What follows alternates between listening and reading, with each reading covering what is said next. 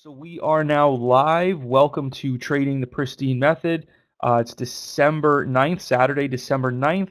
You're here with myself, Capra. So we're going to get started here with Trading the Pristine Method. All right. Before we get into any of the nitty-gritty, the details and everything, just our standard disclaimer. Basically, it says you can lose money trading in the stock market. If you have not yet realized that, then you probably have not yet traded, and you will come to realize that it's not about being right every single time. It's about having a plan, a method, an approach that you are confident in and that will allow you to make money over your trading career. All right, so what are we going to talk about here over the next 2 days?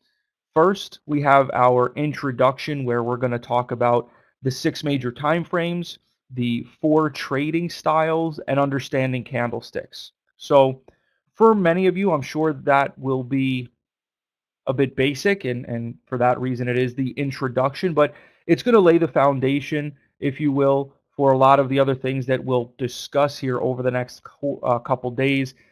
So it is important that we at least are on the same page as far as what we see as the 6 major time frames, the 4 trading styles that you can implement, and also that we understand candlesticks in the same way, right? If we're not on the same page as far as that goes, it's going to throw everything else out of sync. Okay, so that'll be the introduction. Then we'll move into the foundation where we'll talk about Pristine's master trading key number 1, the only way to win, the only way to lose, as well as master trading key number 2, and then combining those master trading keys. All right, let me just get my laser pointer here. You guys can see the red dot now, yes? Just want to make sure that you guys can see that. Perfect. Okay. Awesome. All right, so then we'll, as you can see, move into the buy and sell setups. I'm not going to get into all the little bullet points. You can see that though, but that is going to be one of the top setups that you're going to look for on any given day. So we'll talk about the buy and sell setups. Then we'll talk about power trading combos for stages 2 and 4. And this is going to get into the point system. These power trading combos gets into the point system, which we'll break down for you. And we'll probably get through most of this chapter. That'll bring us to the end of the day probably. We'll see how we are going as far as questions and things of that nature. But generally, we get through a good chunk of this chapter, if not all of it, before ending the day. So just to give you guys kind of an idea of what we're going to be covering here today. And then tomorrow, we'll talk about power trading combos for stages 1 and 3, the transitional phases, climactic setups, both climactic buy and sell setups. And then we'll talk about the trading plan, guerrilla tactics, our number 1 micro trading tactic, the late day breakout, and where to go from here, right? After we've completed all this information, after we've covered it all, come Sunday, where should you go? Where should you go in the coming days? What should you be expecting? What should you be doing to get this now from theory into application? Can this course be a stepping stone to a prop trading license? You mean as far as taking the Series 57 exam? I wouldn't say that. No, there's a lot more detail that that you have to study for the Series 57 exam. There's a lot more regulations and things of that nature that this isn't going to get into. But as far as how to actually trade, obviously that it will be applicable to.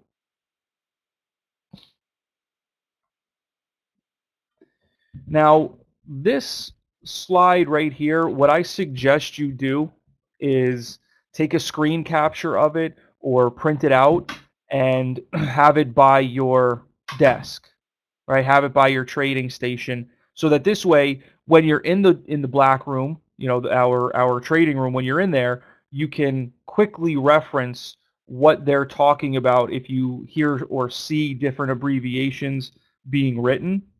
And also, as you are going through the manual, as you're reviewing the material, you can also have this next to you so that when you see something abbreviated, you can quickly use this as your cheat sheet to see what it is referencing. Okay? So, the 6 trading time frames.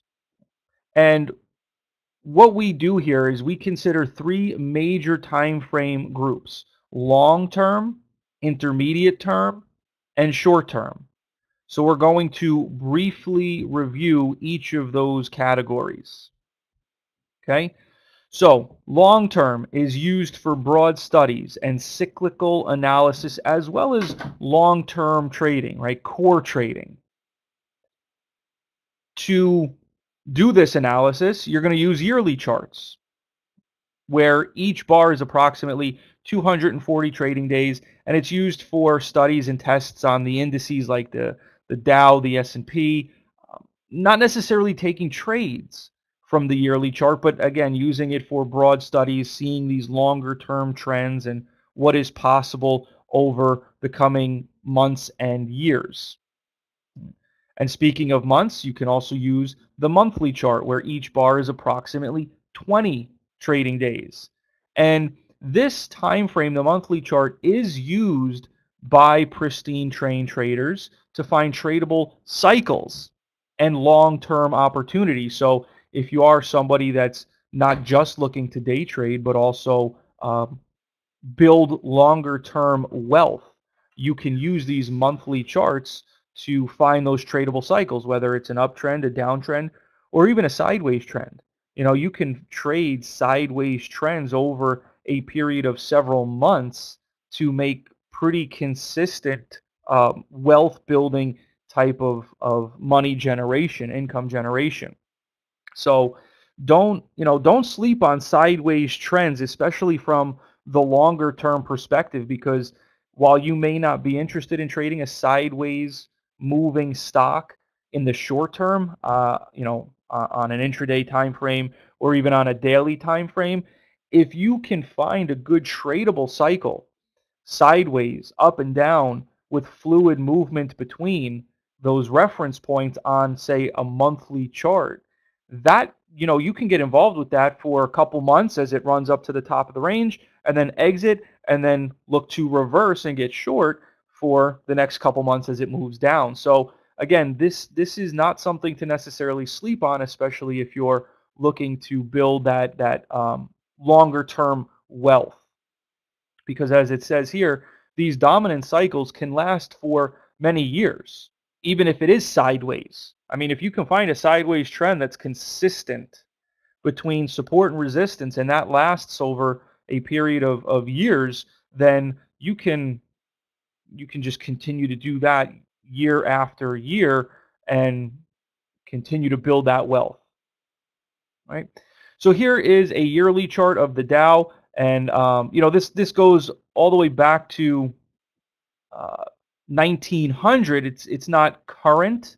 It's not all the way up to date, as you can obviously see, but as we know, this has only extended higher from here. So this uptrend has continued to move higher over the course of the several years that are not included on this particular image. But bottom line, you can see the trend here, and this is marked up with a number of different patterns that you, unless you've taken this course before, have no idea what they mean. But by the end of tomorrow, you will know exactly what all of these things are referencing, and you will know how exactly to take advantage of each one of these opportunities as well. But the bottom line is that you can clearly see this uptrend in place, and like I said, this uptrend has continued to push itself higher. Here we have a monthly chart, and we're going to get into the different stages, so I don't want to jump too far ahead. I don't want to, put the horse before the, or put the cart before the horse, but just understand that we're going to talk about how to identify what's happening over here, and then this move higher, what it's telling us for the future. So here you've got what we call a pristine buy setup, which is your first opportunity to consider a long position. Right? Then it goes sideways here, as you can see. You could have gotten long again as it starts to break out. You have another buy setup here, nice move higher, climactic sell setup. So there were plenty of opportunities on this monthly chart to have captured this move up. And then, even if we were to, and again, I'm jumping a little bit ahead, so not to confuse, but just to give some context, right? You could have been involved with this on the long-term chart, but as you see it running higher here, as you see the momentum slowing, right, you could drill down to a weekly chart, a daily chart, and you can take advantage of this move down. Maybe you have a separate account for day and swing trading, which I would suggest.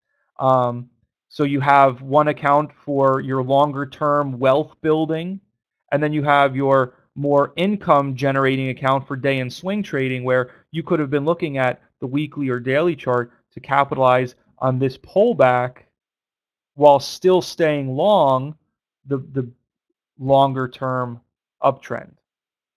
Okay, so that is your monthly chart. And like I said, sometimes these monthly trends will be sideways.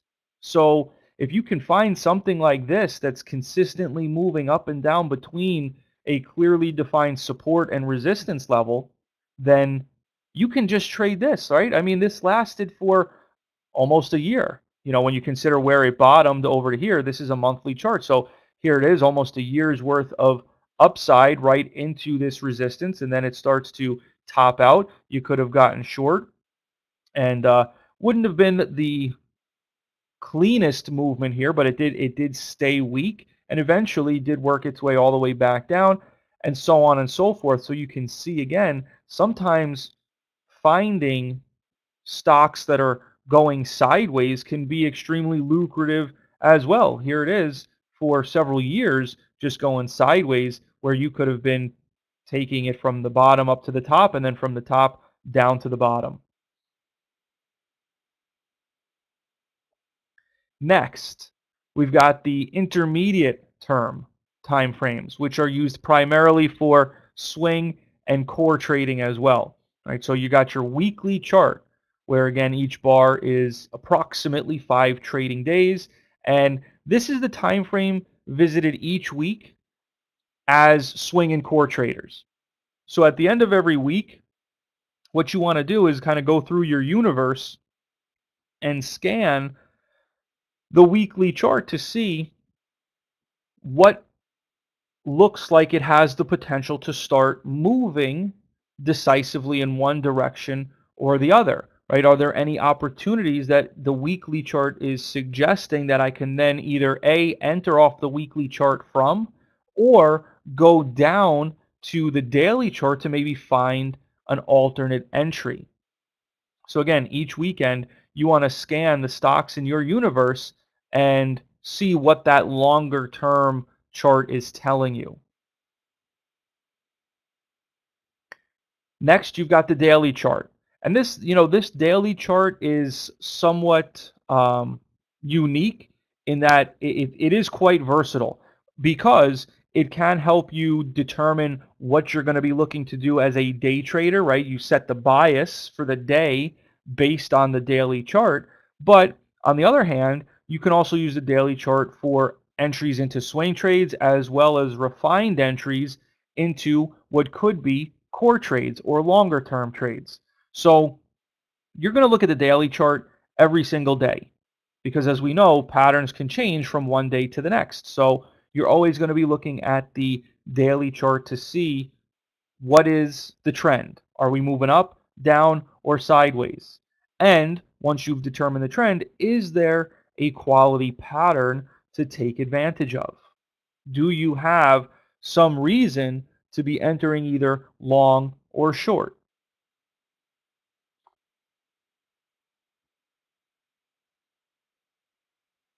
So here you've got a weekly chart, and again, you can see here it's been trending higher. So all these pullbacks into support, you could have been looking to play long as it continues to move up. You get this little climactic sell setup. That's what this CSS references, meaning that price is likely going to need to either pull back in, or if it's really strong, go sideways.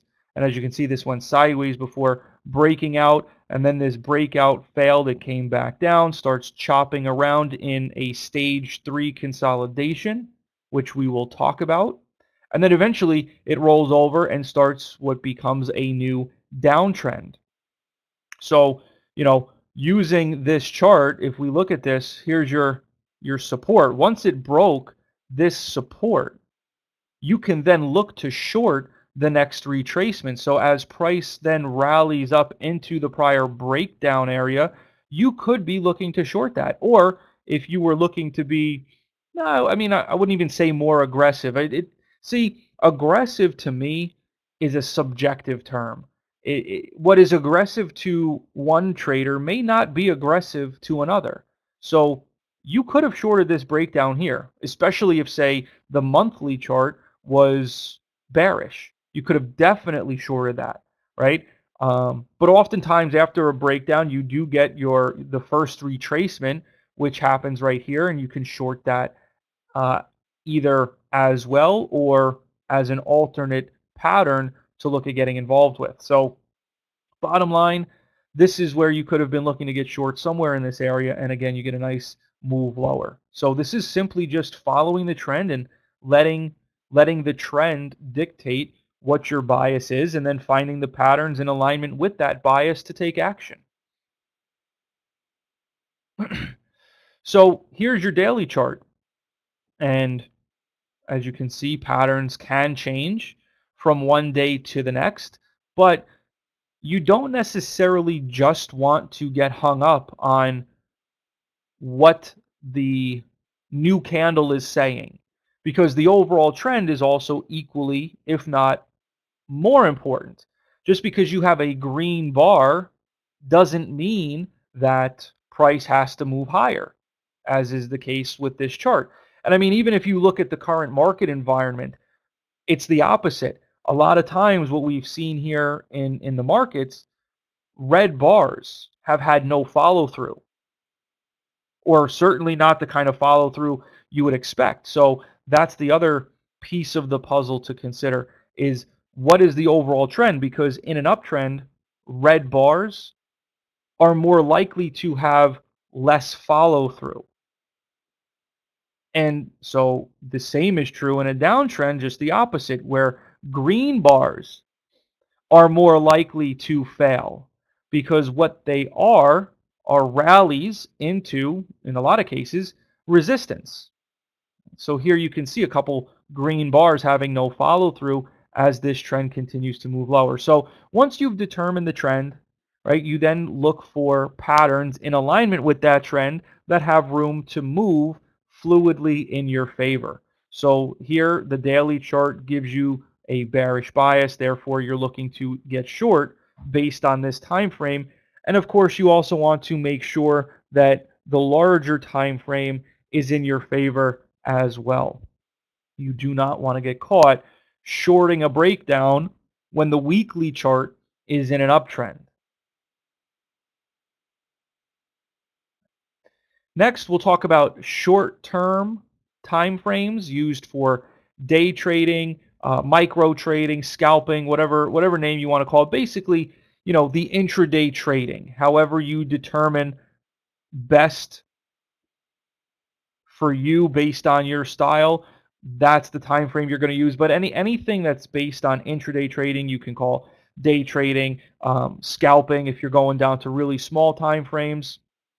So the first time frame that we'll discuss here is the hourly chart, and the hourly chart to me is almost like, it almost is like a daily chart in a sense for day trading, meaning it gives you, or at least it gives me, the overall bias for the day. And yes, the daily chart gives you a good idea as to what's possible on any given day, But the hourly chart gives you a bit more detail that you just simply can't see with a daily. For example, if you look at the Qs and how they closed yesterday, the daily chart, you see a red bar. So based on that, you're thinking, hey, you know what? Maybe this is getting ready to fall even lower. And while I'm not saying that's not possible, if you were to look at the hourly chart is nothing more than a pullback into the gap fill and support. So what the hourly chart is actually suggesting is that Friday's red bar on the daily of the Qs could be completely reversed come Monday or Tuesday, depending on what kind of volatility we have coming out of the weekend. So a lot of times what you'll see is daily candles that don't follow through from one day to the next. And a lot of times, if you were to just look at the hourly chart, you would see that extra detail that would give you the why, right? Why did that daily signal not follow through? So if you're day trading at all, you almost have to be looking at the hourly just to help set the bias. And then you can go down to smaller time frames if you so choose to find your entries, however far down is comfortable for you. Maybe it's just the 15-minute. Maybe for other people it's the 1 or 2-minute. So that really depends on your style, but the hourly sets the bias. And then also, just to put it out there, the hourly chart can also help you enter into swing trades as well. So as I was saying, you see that the Qs put in a red bar on the daily, which might be looking more bearish. But if it's nothing more than a pullback, maybe the hourly gives you a buy setup that you can enter early into that position. Right? You can get long that pullback, and then you don't have to wait for the bullish reversal signal to complete on the daily. You're already on board. So the hourly is a very versatile time frame in that it can help you enter into swing trades early, and it can also help you to set the bias for the intraday trend. And then any intraday chart or time frame lower than the hourly. So 15, 5, 2-minute, 1-minute. I know some people have used 10-minute charts before or 3-minute charts, 30-minute chart, whatever the case may be. To be honest with you guys, there is no right time frame. There is no quote unquote perfect time frame. You can drive yourself crazy trying to determine what is the best time frame to use. There is no best. There is only what is best for you. Which one is going to present to you the pictures you're looking for most consistently? Because from one day to the next, time frames can change. I mean, it's really just up to not necessarily luck, but based on when that period of time has ended. So understanding the patterns, understanding multiple time frames, right? You can understand or you can begin to visualize what's happening in multiple time frames. So maybe on the 5-minute, you only have a 2-bar pullback. Understand that on a 2-minute chart, on a 1-minute chart, that's going to be multiple bars pulling back. So that might be the pattern you're looking for. So the bottom line is understand what's happening in multiple time frames, but you don't have to look at all of the time frames because that will inevitably lead to paralysis through overanalysis. There's a fine line between not looking at enough information and looking at too much information. So, in my opinion, you only need really like 3 time frames to be looking at. And if I'm really being pushed, I would even go so far as to say 2 time frames to get started with is all you need. Your primary time frame and the one time frame above you. So, as I said, don't worry about looking at every single time frame because that's only going to be counterproductive to your success. All right.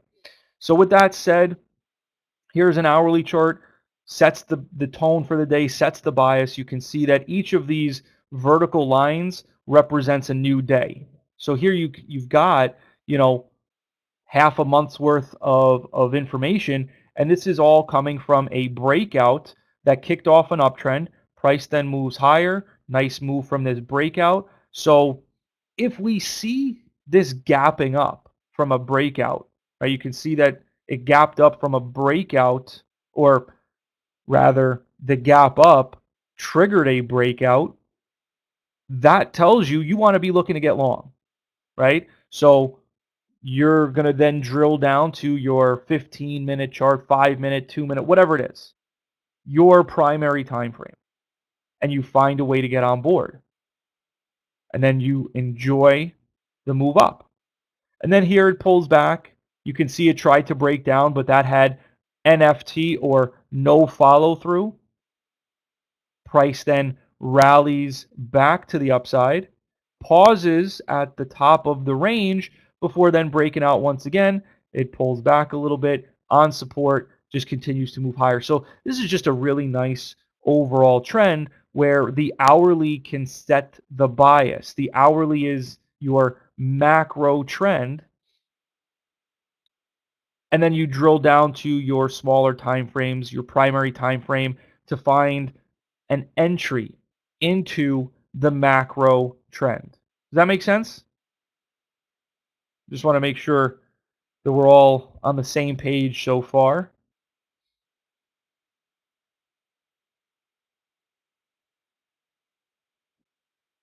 All right. Awesome. Perfect.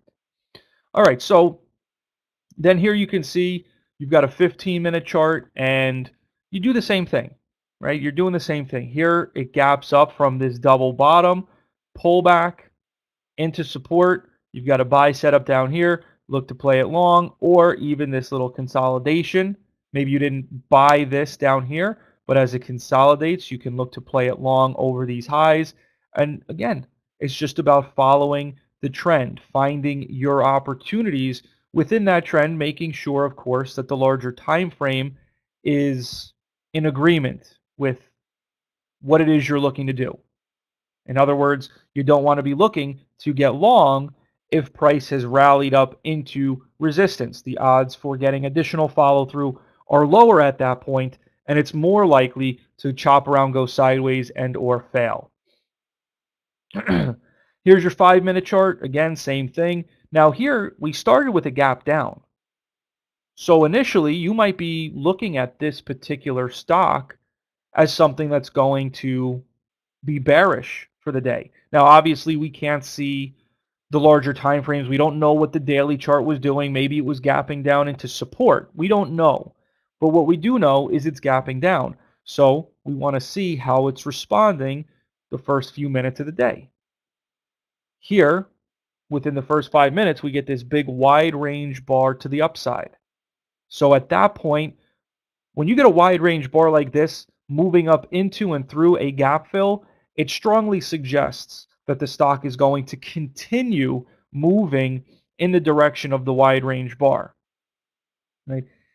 As opposed to if it had just kind of moved up into the gap fill over a couple bars, that's more likely to roll over and head back down. So when you have a wide range bar into a gap fill, it suggests continuation through it, which is exactly what we got here. Price then consolidates. You can look to play this long or buy the breakout. You get a nice little bit of follow through there. And then here, this breakout failed. There's no way of necessarily knowing that that's going to fail. Now, what I will say is that this had been moving higher all morning.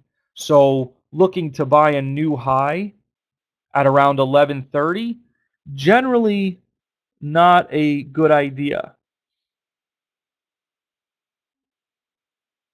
right? Generally not a good idea to be buying a new high around that time. So price then, as you can see, because of the failure, pulls back into support, stabilizes here during lunch, sets up a double bottom that then pushes higher.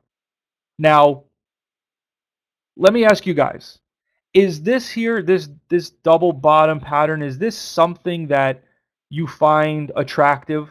In other words, would you play this long? And this is, there's no right or wrong. It's completely based on opinion. Either this looks good to you or it doesn't.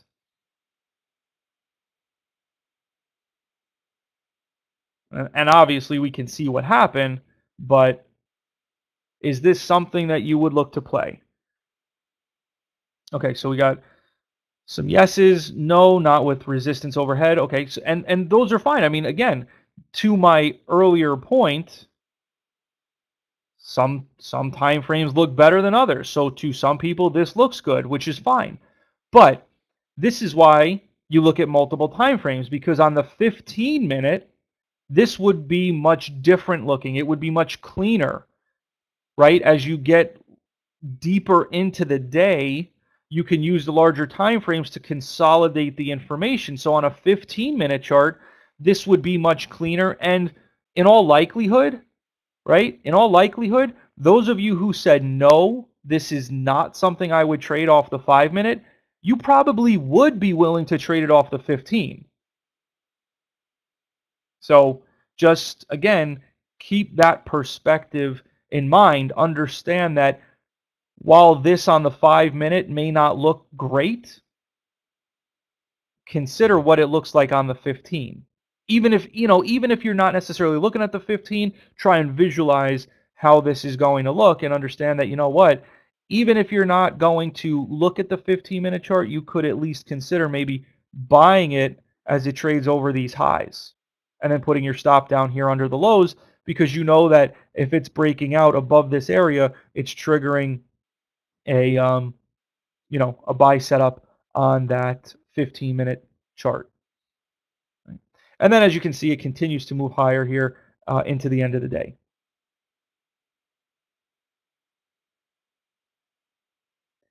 And here you have a 2-minute chart, and it's the same thing. Once you've defined the trend, not just on this time frame, but also on the larger time frames, you then look to find your entries, right? So here you've got several different sell setups that offer opportunities to get short as this continues to pull back. It then begins to stabilize down here.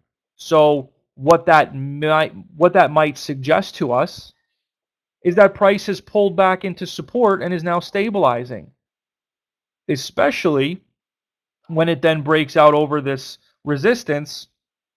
It may be triggering some kind of longer term pattern that we just simply cannot see based on the 2-minute chart. Right? But the fact that it's stabilizing indicates that there probably is some kind of support over to the left.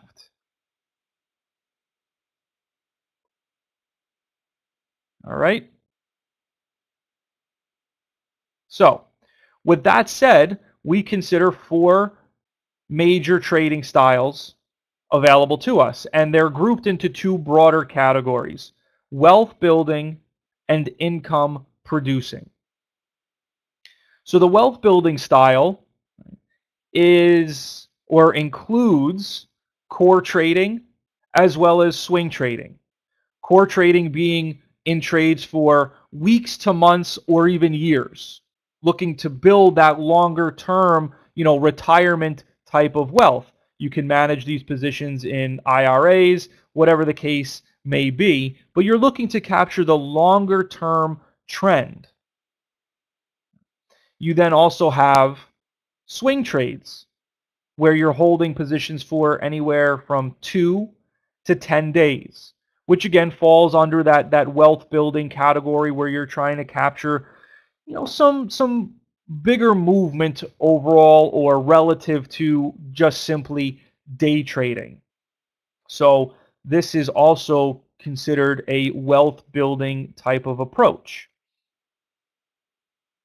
And one important thing to point out with regard to swing trading is that it's designed, as it says here, to capture these short-term swings within an ongoing trend while stepping aside and not trying to capture those counter trend moves against the prevailing trend.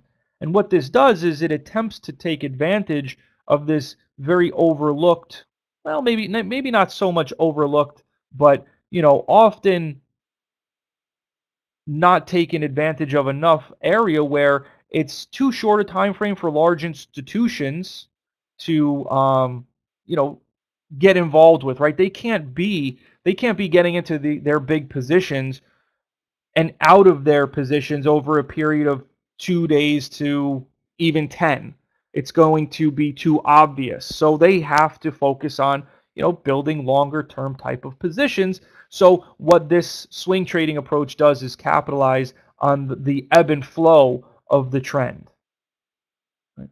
So here again, core trend, moving higher, you're looking to buy the pullbacks, buy the breakouts. As this trend remains up, that's all you're focused on doing. Trying to capture, as I said, that longer term movement. So you're looking to simply trade in the direction of the 20 MA as long as it remains above both the 20 and the 20 is above the 40, right? That as a general guide. You're just looking to buy those pullbacks, buy those breakouts. On the daily chart, as I said, yes, you could hold on during this entire trend. That is certainly an option you have. Or as a swing trader, you just play the ebb and flow. So you buy the breakout here from B, and then you sell it as it pushes up and consolidates. So, or you buy at 1, you sell at B. As it consolidates, you buy the breakout here again. You sell as it moves up in your favor a couple bars and momentum starts to slow. And you just do this again and again so long as the trend remains up. Right? Again, you're just playing that ebb and flow. Buy the pullback, sell the rally away from the moving averages. Buy the pullback, sell away. Or buy the breakout and sell as it moves away from the moving averages. That's another way of doing it as well. So you're looking to buy the dips and sell the rallies. As long as it's in an uptrend, of course, right? If it's in a downtrend, then you're doing the opposite. Now, the income producing style is what we call, or includes what we call guerrilla tactics and micro trading or intraday trading. So the guerrilla tactics, which we'll get into tomorrow, is more of a hit and run type approach where you're taking advantage of gaps from one day to the next. Again, this is one of those windows, if you will, where the institutions they can't get involved with those types of moves. Now, you'll get upgrades, downgrades, earnings, etc., and you'll get gaps because of those factors, and those are the things that we're looking to take advantage of because they can move the charts. So guerrilla tactics, again, are a 1 to 2 day, generally speaking, approach where you're looking to take advantage of gaps from one day to the next where there is shock value. That's ultimately what we're looking for. Quite frankly, that's what we're looking for in a lot of scenarios is shock value, traders being caught on the wrong side. Because ultimately, we want there to be movement, and one of the ways to get that movement is based on emotion. I mean, you look at Bitcoin, for example, and there's obviously a lot of emotion driving Bitcoin right now. There's a lot of volatility there. There's a lot of excitement about it. There's also a lot of fear about it. So not saying that we necessarily want to see that level of volatility all the time, but we're looking for when traders' emotions are running high, and one of the ways to get that is through gaps. So that's guerrilla trading. And then we've got the micro trading or day trading where it can last anywhere from seconds to hours. And as I said, this is what a lot of people call day trading or refer to as day trading. And this is, again, an income producing style of trading. So as an example, here we have a couple different guerrilla trading tactics. And again, you can see here, it's looking to take advantage of, in a lot of cases, when the chart or when we're gapping from one day to the next. So here you've got a bullish gap surprise where you had multiple days down and then we gapped up into this prior red day. So anybody that was short from lower points, they're now caught. What are they going to do? Right? They're obviously going to look to cover that position, which is going to bring in demand. And so here's one guerrilla tactic that you would look to play for, again, a 1 to 2 day holding period, generally speaking. Here you've got a 20-20 bar that opens neutral and then begins to pull back in. So not so much of a gap, but looking to take advantage of the rally, the extreme bullishness that took place here, looking to take advantage of what is likely to be a little bit of a pullback. Then here we've got a bearish gap surprise where you've got a couple days moving up, gaps down into that green bar, and then begins to move lower. And then over here, again, another 20-20 candle where you've got a couple days up into some prior resistance, and then you're looking for a signal to enter short. So I'm not getting into the entries here with you guys right now. We'll do that tomorrow. But again, you're looking to take advantage of, in a lot of cases, gapping setups, right? Even down here, this one was also a guerrilla tactic that we'll talk about. So we'll address that tomorrow. I'm not going to get into the details here now. Here, look, the bottom line is a lot of what we're going to discuss and what we're going to do and how we're going to look at charts does not change from one time frame to the next. It's about following a simple formula that works. In an uptrend, buy pullbacks, buy breakouts, so long as that has room to continue moving higher. It's that simple, right? Now, we make it more challenging based on not having confidence, not necessarily having a detailed plan as to what we should be looking for, right? There's a number of different reasons, but it's about finding these opportunities where you've got room for price to move. What you have to understand is that price is going to move in the path of least resistance, right? It's like water. It's going to roll downhill, and it's going to find the easiest path to travel. Same thing with anything you trade, whether it be stocks, futures, Forex, Bitcoin, whatever. It all moves in the same way, the path of least resistance. So one of our jobs as traders is to define what is the path of least resistance and then go and take advantage of it, assuming that there is a clear path. Sometimes there is not. Sometimes price is in a very sloppy sideways range, or maybe it's just in a very sloppy uptrend or downtrend, and there's nothing to do. That's okay. There isn't always a path of least resistance. Sometimes, sometimes it's got to carve out a path, but you got to be patient enough to wait for that to happen. And it doesn't change, all right? So the last chart we were looking at was a 15-minute. Here it is now on a 5-minute. And again, the formula doesn't change. If the 20 is rising and above the 200 or 40 MA, you want to buy the pullbacks. You want to buy the breakouts. And the reason we're referencing the 200 here is because the 200 will also give you an idea as to the direction of trend to the larger time frame. So if the 20 is above the 200, it means that the larger time frame is also pushing up. So that's part of the value add to looking at the 200. And here you've got your 2-minute chart. Again, doesn't really matter what the time frame is. The approach is the same. Finding opportunities and trading in the path of least resistance. All right, so does anybody have any questions before we get into a brief discussion on candlesticks?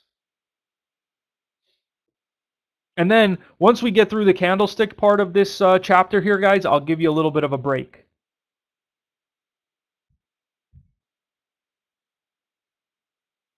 No questions? Okay. All right, so we'll get into candlesticks and why use them at all. So first of all, Japanese candlesticks focus on the relationship between the open and close of a bar, while Western bars focus on the close versus the prior period's close.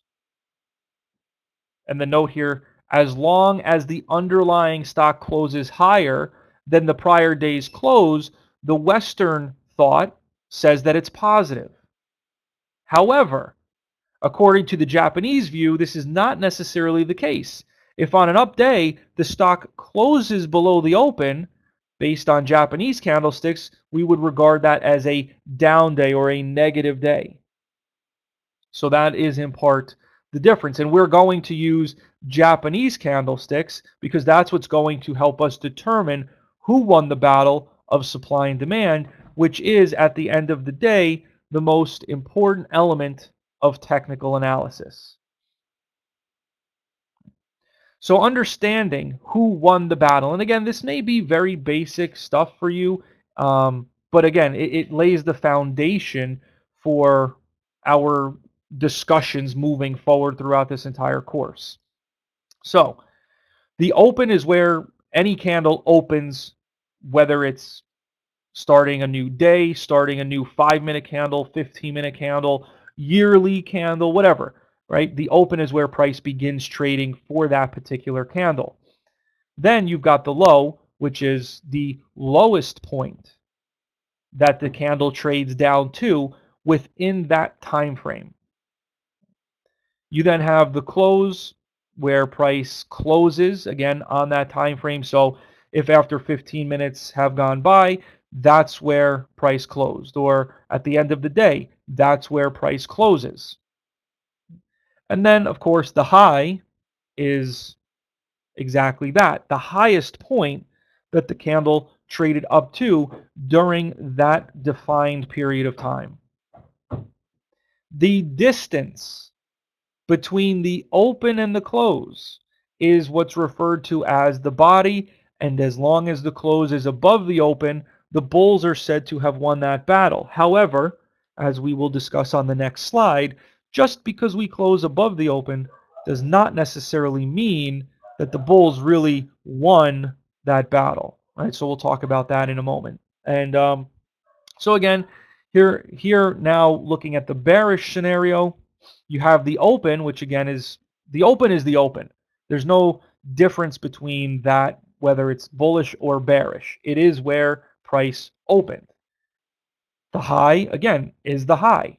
So those things don't change. Quite frankly, none of it changes. Nothing changes as far as these points, open, high, low, and close. The only difference is if the close is, as is the case here, below the open, then the bears are said to have won that battle. So that's the only difference in determining who won the battle, bulls or bears, at face value, meaning did we close above or below the open? Now, as I said, there's more to it than just that, which we're going to get into here right now.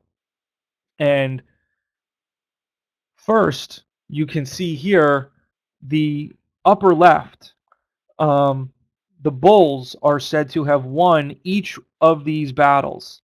But if you take a look at these, they're not all created equal, right? I mean, you tell me.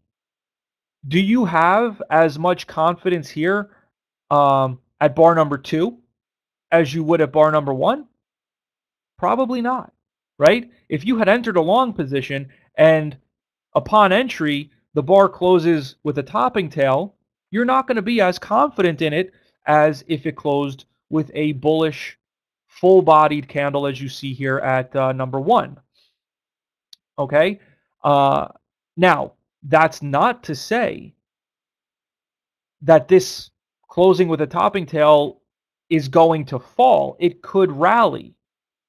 But again, the level of confidence is not nearly as strong. So, yes, the bulls have won this battle based on closing above the open, but the fact that it closed with a topping tail is somewhat concerning. You could also argue that this bottoming tail candle is more bullish than this full-bodied candle. And I'm not saying that one is more or less bullish than another, because quite frankly, it really depends on how it sets up, how that bar finished on a smaller time frame. If, in other words, right, let me go to the whiteboard here. Actually, I want to show you this to you. So I'll get rid of this. Let's say that we've got this full-bodied bullish candle to the upside. Okay, that's what we were just looking at. Now, if we were to drill down to a smaller time frame, it could have formed like this, where you get one bar up and then it just starts to consolidate sideways here for the next couple of candles, right? So that would be one way in which it could form, which is strong, which is bullish. There's another way in which it could form, though, where let me just draw this here, where you have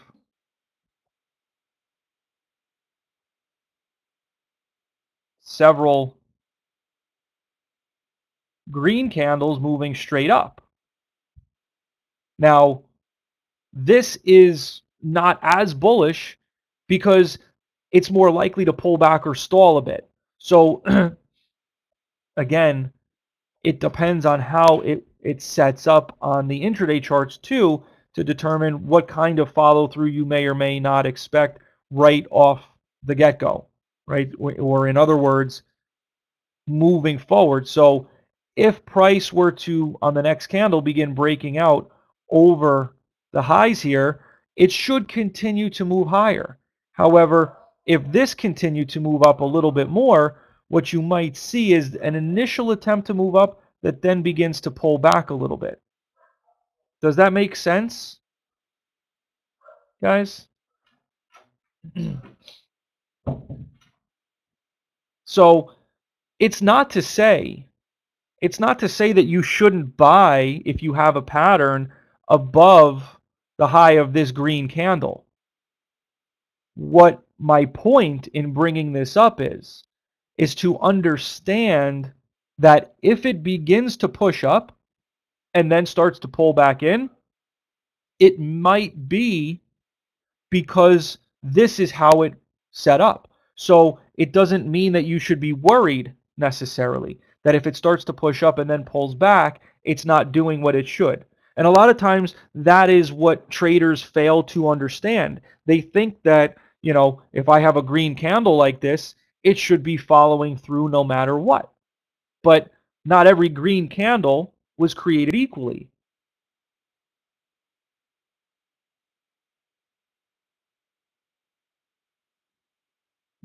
Same thing with bearish candles. Same thing with any candle, right? Not every candle is created the same. So just understand what's happening on these time frames to really kind of get inside the head or get inside these candles to really understand what your expectations should be. So in any case, right, here are several scenarios under which the bulls, quote unquote, win the battle, but not every single one of these is as compelling as the other.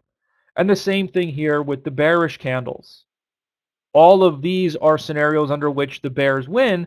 However, not all of these are all that compelling. And just understand also, I'm sure you guys do, but understand that just because the bears may have won that battle doesn't mean that you can't look to play long over the high of a bearish candle, right? I mean, you could have a pullback and bottoming tail that closes bearish like this, and you could still buy it over the high of that candle.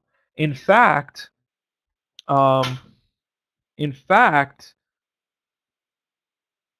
some people would argue that buying it over the high of a bearish candle is more bullish because it's shown the strength to get up over that bar's high. Um, you know, that I personally I think that comes down to confidence in setups because I understand the logic, I understand the concept of trading over a red bar's high means that there's been a lot of demand that has come in. And quite frankly, if you have a bearish candle like you see here at this one right under my laser pointer, if you have a bearish candle like that, if price were to then trade back up on the very next bar, the larger time frame would be displaying a bottoming tail potentially. So sometimes it's about just looking at pictures in different ways. Here on the bottom left, you can see that no one has won based on the open and the close being the same. However, again, if you really think about what the message behind the candle is, that's not really the case outside of this first candle here.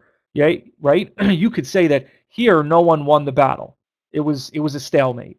However, with these other two, someone clearly won the battle because this topping tail before completion looked like that. And this bottoming tail looked like that at one point in time.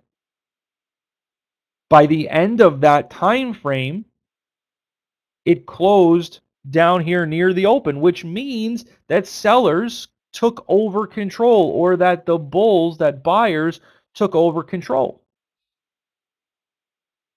So as you can see, I mean, it's you have there's so much more detail to understand within candles than just looking at it for face value and just saying, oh, we closed above the open, so that's bullish. No, I mean, there's so much more to it than just that. And we're going to get into those details as we move on here over the coming days. So as a quick tip here, the bulls and or bears cannot consistently win more than 5 battles in a row, generally speaking. And this tip really is more geared towards the daily chart. You will see intraday time frames that move more than 5 bars in a row. So this is more of a tip for looking at daily charts. Generally speaking, you can see 3 to 5 days in a row of consistent gains before price is going to need to pull back or consolidate, do something to kind of digest those gains or losses, whichever the case may be. So just understand that going forward, right, before you're going to get a bounce. Exactly. So keep that in mind. Now, you have 3 different pictures of greed. Obviously, it can be more than that, but if you have 3 bars up, you want to start thinking to sell if you're long.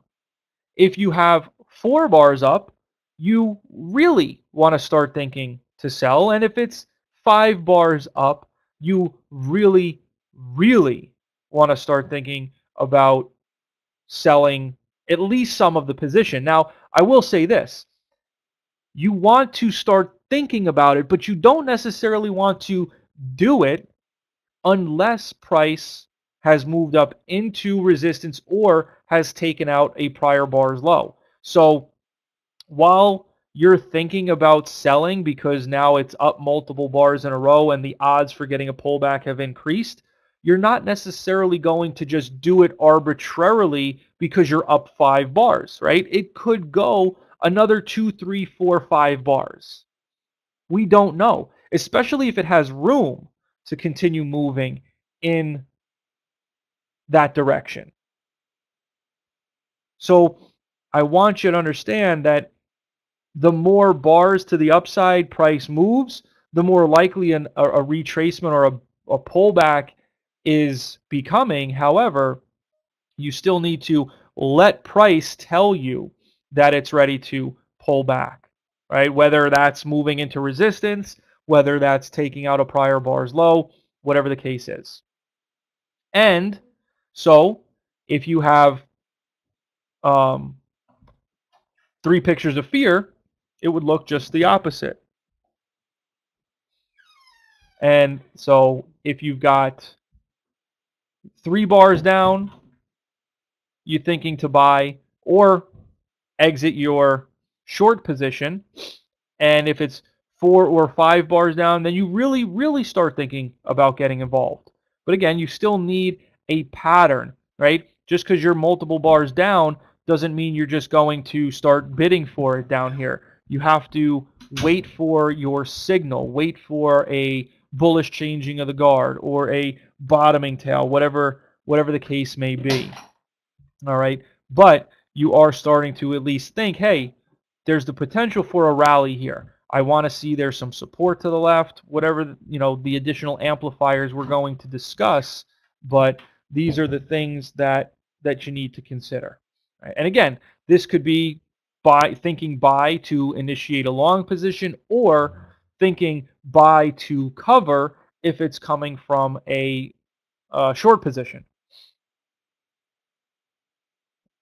So here you can see this is a weekly chart, and as you get into that 3 to 5 bars moving up or down, a lot of times you will see some kind of reversal signal develop. Not every reversal signal necessarily means that you should be looking to take action. However, you can see that oftentimes that does follow through fairly well. Uh, and again, I'm not suggesting that every time you see 3 to 5 bars moving up or down that you just want to start thinking about doing the opposite of what that's saying, because obviously that's that's a dangerous way to go about trading. However, when you do see that 3 to 5 bars, again, on a daily or on a weekly, you do want to at least start thinking, okay, the potential, especially if it's up into either resistance or down to support, the potential for a bounce is becoming more likely. And so you want to at least start in your mind thinking about watching for reversal signals, failures to move up or down. Okay. So with that, does anyone have any questions? Any questions here before I give you guys a bit of a break? We've been going at this, believe it or not, about an hour.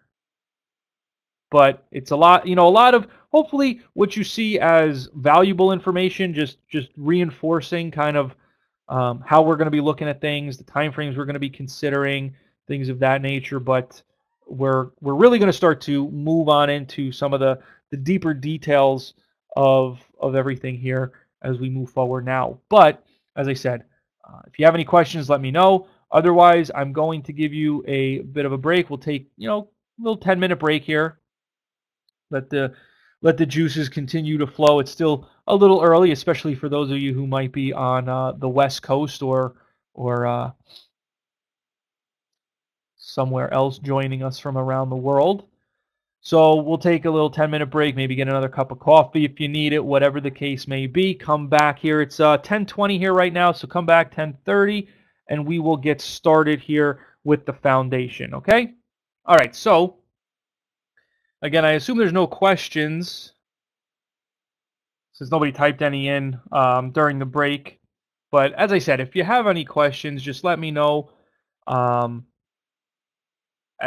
For those of you who may not have heard, type in a Q.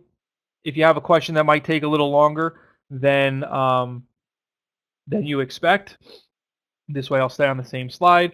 But as I also said, it might be very normal for you not to have any questions right now if it's your first time and you're just trying to absorb as much as you can. So that's also very common. All right. So with that, we'll get into the foundation and start talking about some of the different stages in very general terms and get into the basic keys that we need to understand. Okay, so in this section, as I said just a minute ago, we'll get into two of the master trading keys to understand how all markets work. And quite frankly, again, it doesn't matter what it is that you're trading. Could be equities, could be Forex, could be Bitcoin. I mean, I've been looking at the Bitcoin charts and it's all the same. If you can chart it, you can trade it, because at the end of the day, human emotion is what this method is based upon. So that is not changing, no matter what. Even if you start to see, even if you start to see more and more things getting automated, that automation does remove a level of emotion, but it's being programmed with emotion, right? So entry points, stops, targets, those are all emotional based things. The only thing that it begins to remove is the emotion of, getting out too soon maybe, or certain other things. But at the end of the day, no matter what, automation is still going to have to be created or programmed with emotional triggers to begin with. So there is never going to be a point in time where emotion is completely, well, I don't like using the word never. So it is very hard for me to see, at least in the very near future, where automation is going to be completely emotionless.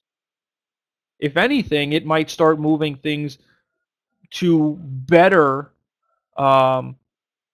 movement, better trends. So we'll have to see. The bottom line is, again, fear and greed. That's what drives anything. So doesn't matter, equities, Forex, futures, Bitcoin, whatever. All right. So, all right, I have a question. I've got a hard time differentiating between a pullback and a trend reversal. That is definitely something we're going to get into here as we move on. So instead of getting into it right here and now, let's wait until we get into the trend analysis, the stages, because that's when we can really start having detailed discussions on how to differentiate between a pullback that you should be looking to buy versus a breakdown or trend reversal that you should now be starting to look for retracements to short. Okay, so we'll definitely talk about that.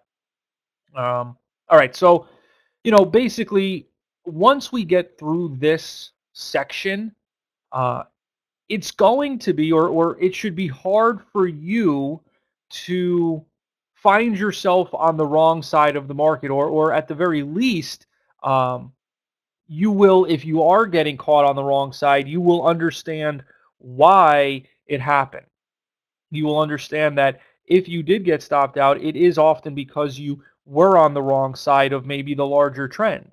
Because 80% of trading losses can be attributed to being on the wrong side of the market, whether that's on the time frame you're entering from or trading against the larger time frame. So if you want to start to see almost an immediate impact in a positive way on your trading, all you need to do, and obviously it's easier said than done, to say all you need to do makes it sound like it's so simple, but if you can really try and be mindful of not trading against the trend of the time frame you're entering off of, as well as the larger time frame, then you will start to see a positive impact on your trading results. So The picture that you see here to the right is the only complete movement anything can make. There is no other movement that is possible. So up, down, and sideways. That is the entire life cycle of a stock market, whatever that you're looking to trade, right? It's just going to repeat this cycle over and over. And sometimes it'll have higher highs and higher lows. Sometimes it'll have lower highs and lower lows. And other times it'll just be sideways. But this bell curve is the evolution or the life cycle of anything you're looking to trade. Okay? So sometimes this is referred to as the basic unit, bell curve, whatever you want to call it.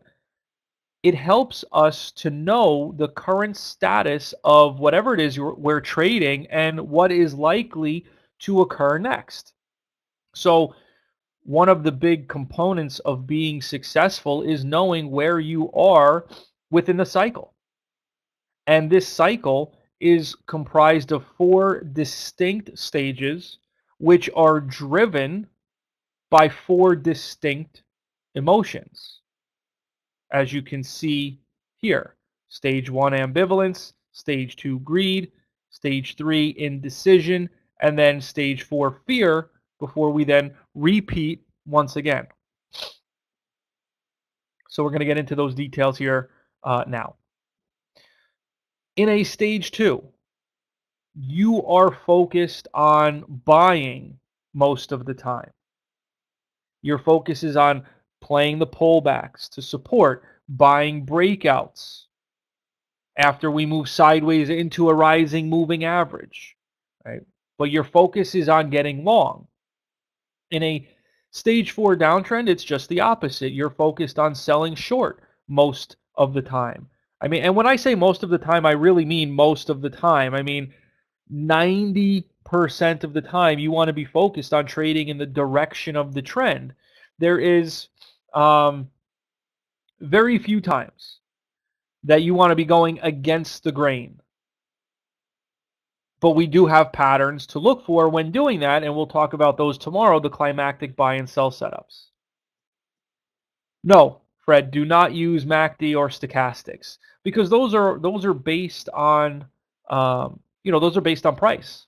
So if you can understand price movement, there's nothing that those indicators can tell you that has not already been revealed through price, right? So I mean, for example, the MACD is a momentum type indicator. So if you get a new high that is being made with less momentum than the prior high, that MACD is going to start to signal a divergence.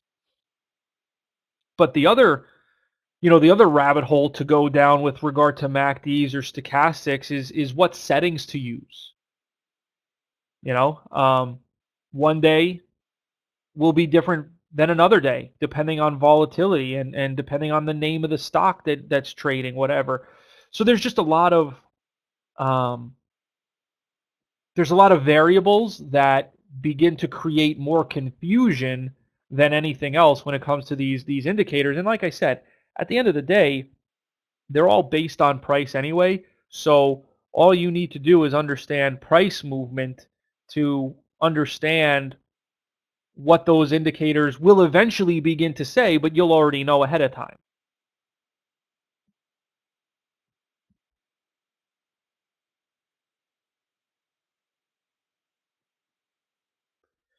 Okay, so as I said, in stage 4, you're looking to sell short. Don't want to be going against the trend in stages 2 or 4. In stages 1 and 3, you can focus on being both long and short, obviously not at the same time, but depending on where you are within that sideways stage.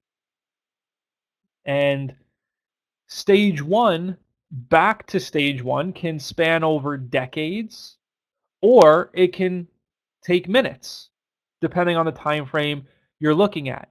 But as you can see, this unit or cycle is made up of only 3 primary trends: up, down, and sideways. So the only way to win is to buy in the correct area. Buy basically when we're moving from a stage 1 into a stage 2. The only way to win going to the downside is to sell short coming out of a stage 3 into a stage 4, or if you're already in a stage 4, you want to be focused on looking to get short. The only way to lose is obviously doing the opposite of that, buying after price has been moving higher. And a lot of times, newer traders will fall into this um, fall into this trap, because what they do, or what they're looking for, is extra confirmation, right? They don't necessarily believe that price is getting ready to move higher from when it breaks out down here, but then as it continues to move up, now they're gaining more confidence, and it's at the point where they're saying, okay, now I believe this is going higher. That's usually when it's getting close to rolling over or going sideways for a period of time. Well, you know what? In a sense, they do. But I understand what you're saying. And what I mean by that is this move lower, right? I mean, obviously we know that if it's coming from a bell curve over here, this could be a pullback and buy setup where we're looking to get long for a move back to the upside. Right? So, I mean, if you visualize it in terms of candlesticks, let me go to the whiteboard here again, get rid of this. Okay.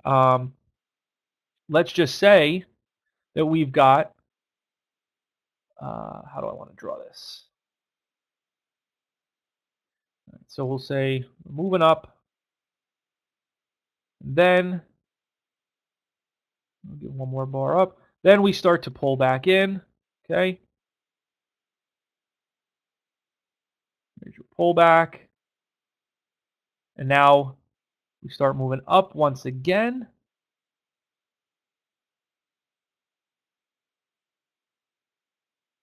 Right? This is a stage 2, and really is also a bell curve if you think about it, right? If I were to draw this bell curve here, it's up, rolls back down, right? So there is, in a sense, your bell curve that you're looking for. So again, I get what you're saying. It would be nice if it was as clean as that bell curve we were just looking at, but at the same time, this is how we have to visualize what's going on. And when we can get an uptrend like this, right, we're just looking to buy the pullbacks to support or the breakouts from a pause. Does that make sense?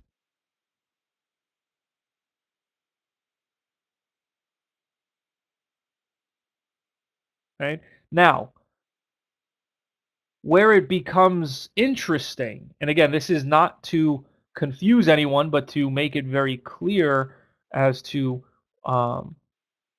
what we're looking for, right?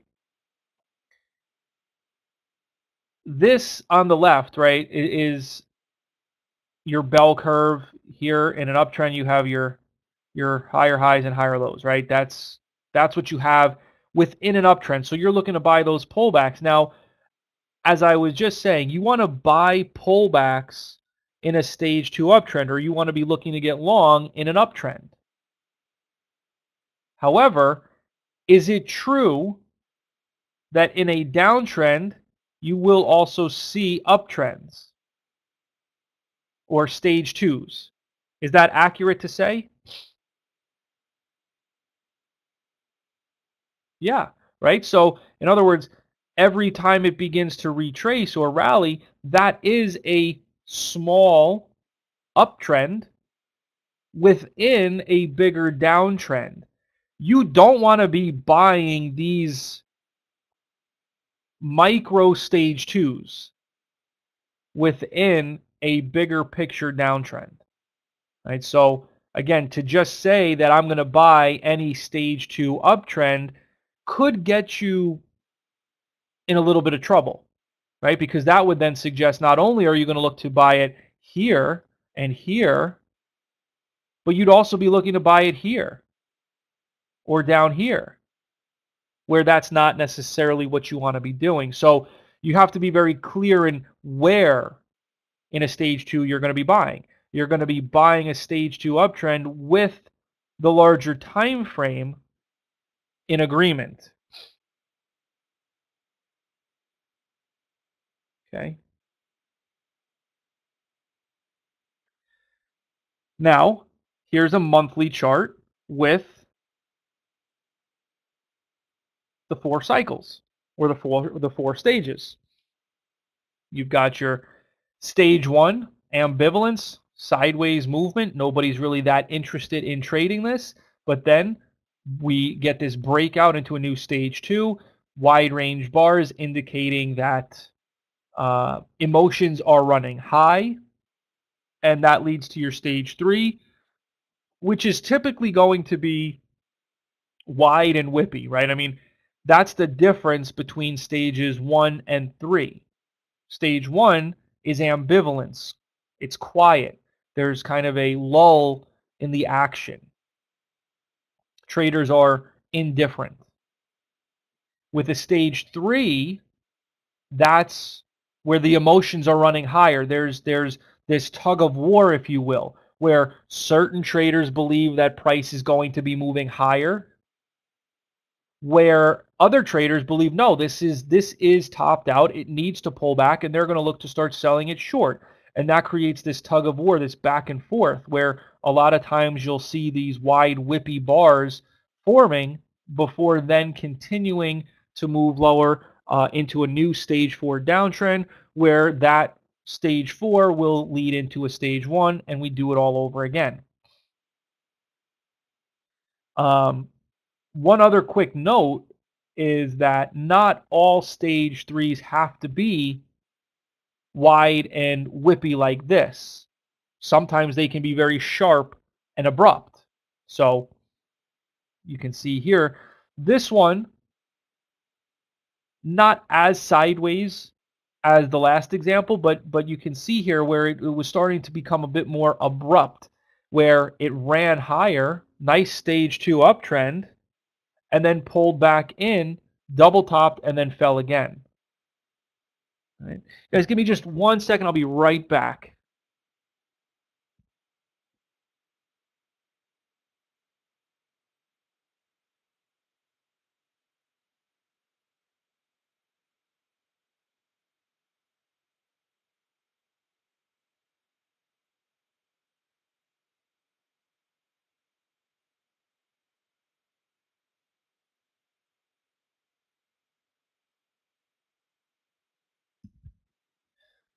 All right, guys, sorry about that.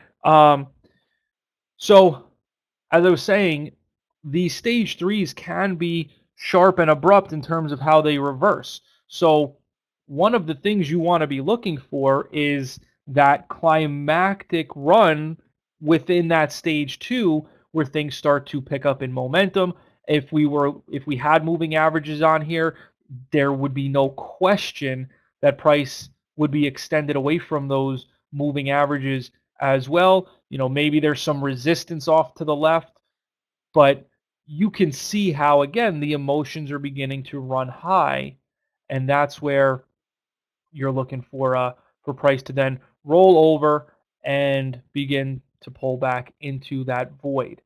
And again, this is from a larger time frame, right? This is on a monthly chart. So as you get into the intraday charts, there will be similar action. You can certainly see these trends. They just happen much more quickly. Here again, this one is a bit more abrupt, right? This one doesn't give you that sideways action, but instead rallies up after a little bit of a pullback here. It rallies up, and then you get this sharp V-top reversal. So again, you know, you got to stay on your toes. You got to understand that when price is beginning to get more emotional, when the momentum is high, there is opportunity in that, but you also need to be willing to change your bias quickly based on the new information that's being given to you. So as this begins to pull back in, you see this wide range bar pulling deeply into support. That tells you that things are not as strong as they once were, right?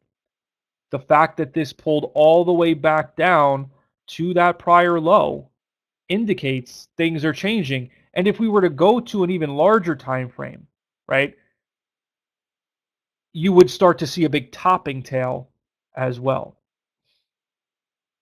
And then, of course, you can see we continue to move lower. And remember what I said earlier about price moving in the path of least resistance. Once it broke under this area here, there was really nothing in terms of support until it came down into this area down here. So that's why it started to fall in the way that it did with the momentum that it had. That's why it was falling in that way before it then started to stall a little bit on this support, chopping around here, and then it dipped a bit lower once again. So that's, again, the concept of price moving in the path of least resistance and following the trend. A lot of times the trend is going to be your direct guide as to the path of least resistance. So definitely have to pay attention to that.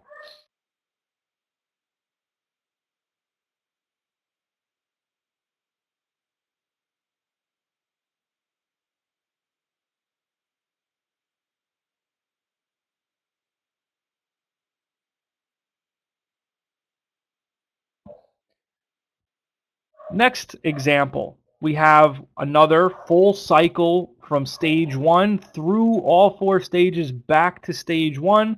And again, here you have what is kind of a sharp reversal up at the stage three. Again, I want to point that out because it's important to understand that with stage threes, you can identify them more easily based on the volatility that occurs within them.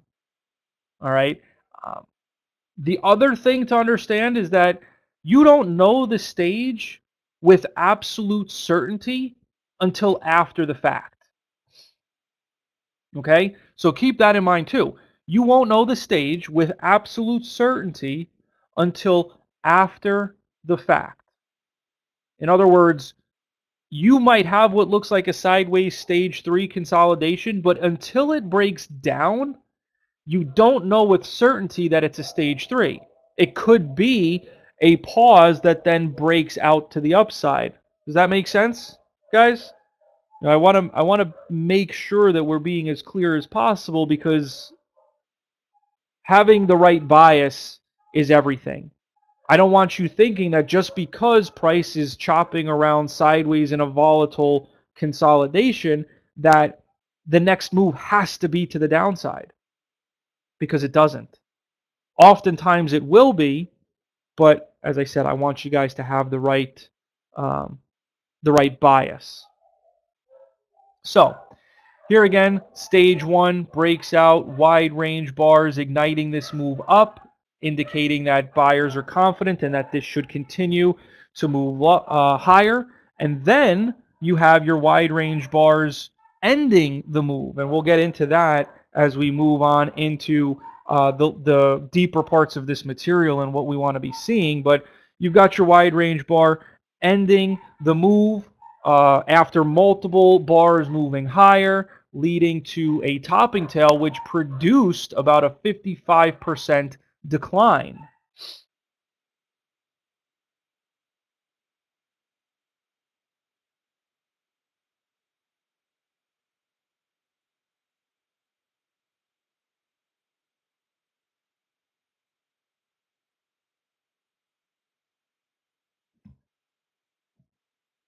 Do you set your buys or sells above or below the tails or just the bodies? So when we get into the entries, we'll definitely talk in more detail about that, but it's above or below the high or low of the candle. That's what we're looking to do as far as the entry, because we want it, if we're looking to get long, we want it to take out the high of that candle. not just the the open or the close.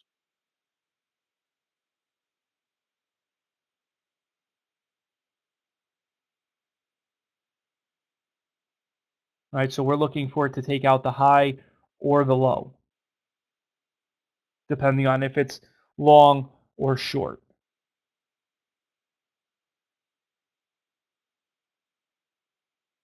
All right. All right. So then, as you can see, this pulls back. It then rallies higher once again before you get these two topping tails. So again, I mean, the topping tails occurring up here, that's the signal that supply is increasing. I don't want to, I don't want to sit here and be like, oh, well, you could have shorted it up here for a expected move all the way back down. But understand that in an uptrend, topping tails should have little to no follow through. I mean, look at what was happening earlier here, right? Here you had a topping tail that did not follow through. Here you had a bit of a topping tail that did not follow through. So demand was strong, and as a result, those signals of weakness had no follow through. But now, right here, topping tail starts to follow through. Over here, you've got these two topping tails that indicate, again, supply is increasing and that price should be falling to the downside. And then, as you can see, this wide range bar drops it right into the prior pivot low. There's an attempt to move higher that fails, and then boom, down it goes once again.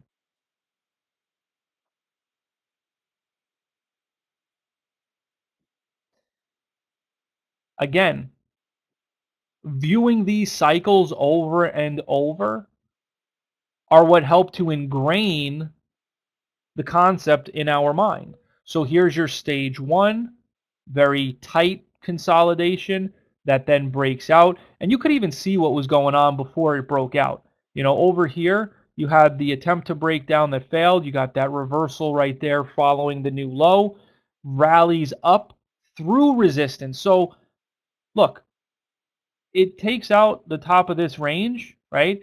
This pullback right here, let me draw an arrow to it. This pullback right here could have been your first indication to get long. And then price just absolutely takes off from this monthly time frame, running all the way up. Then you get these topping tails that indicate price is likely near a pullback. And then when you look at this, I mean, you look at the monthly and you say, well, this move higher really did not leave any support below.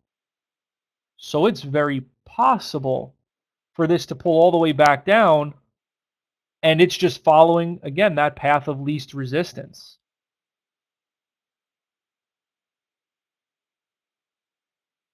Again, stage one, stage two, followed by your stage three. You got a deadly doji up here, gravestone doji, whatever you want to call it. Bottom line, momentum slowing here, supply increasing. You get your pullback, and it tries again. Look at what happens. Tries again to stabilize. Green bar, no follow through. Whereas over here, red bars were having no follow through. These are the subtle nuances, that the changes that you want to be paying attention to. Price then falls into your stage four and then back to your stage one.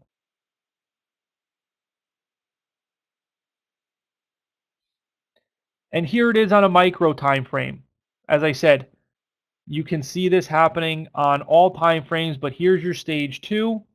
You then have this stage three, which again, as I said earlier, doesn't necessarily look like it would have been a stage three. It looks like, hey, it's going sideways. Maybe it's going to pause before continuing up. But once it broke down, that's when you can look at this and say, stage three, now we're going to start pulling back. I could look to short a sell setup or a breakdown for a move lower into support. And so then here's your stage four, and then you know what happens next.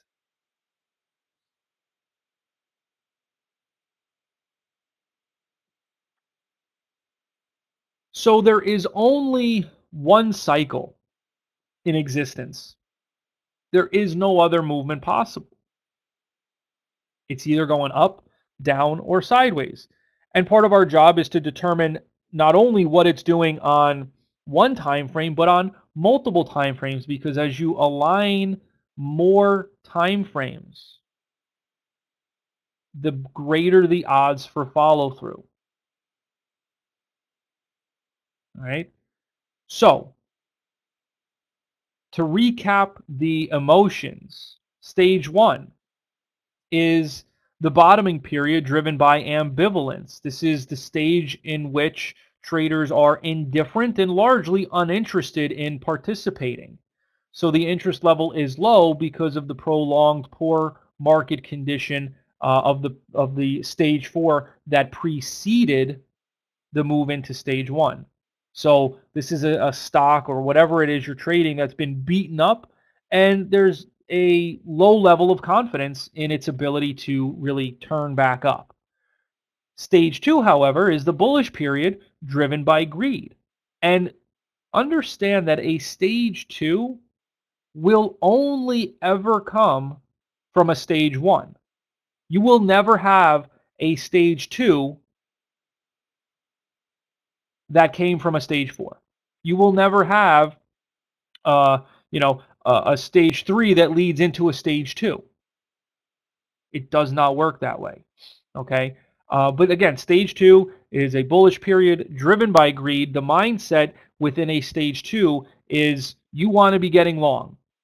Buy pullbacks, buy breakouts. Obviously, not when things are extended, but your focus is on being long most of the time.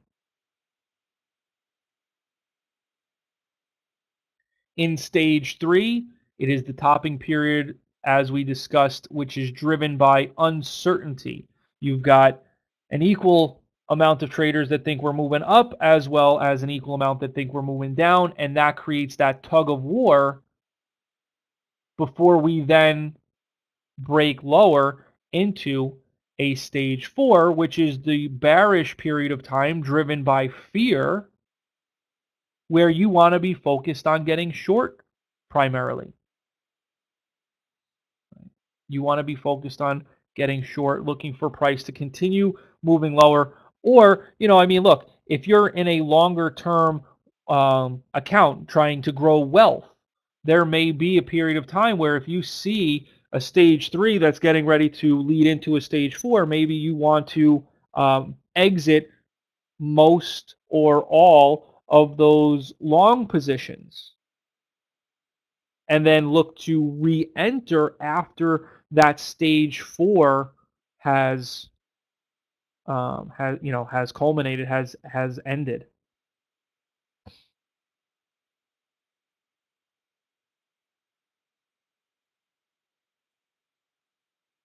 So a lot of this I've already said.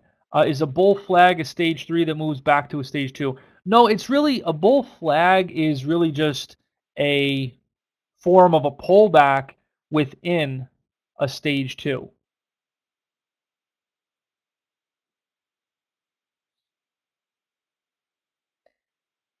All right, so like I said, a lot of these summary points I've already said, so I'm not going to spend a ton of time here. But the bottom line is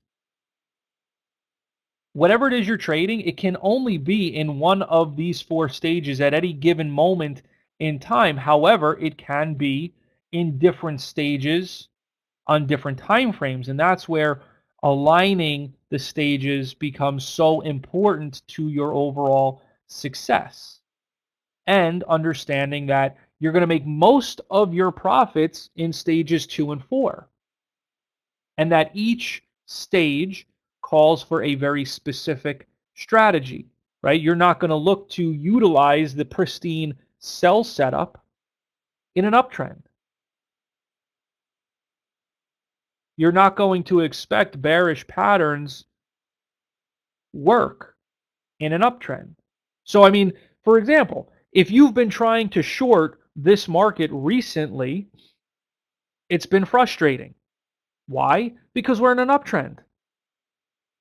Every time traders start thinking, oh, here it is, this is the beginning of the pullback, it just rallies the very next day or within a couple days because we're in an uptrend.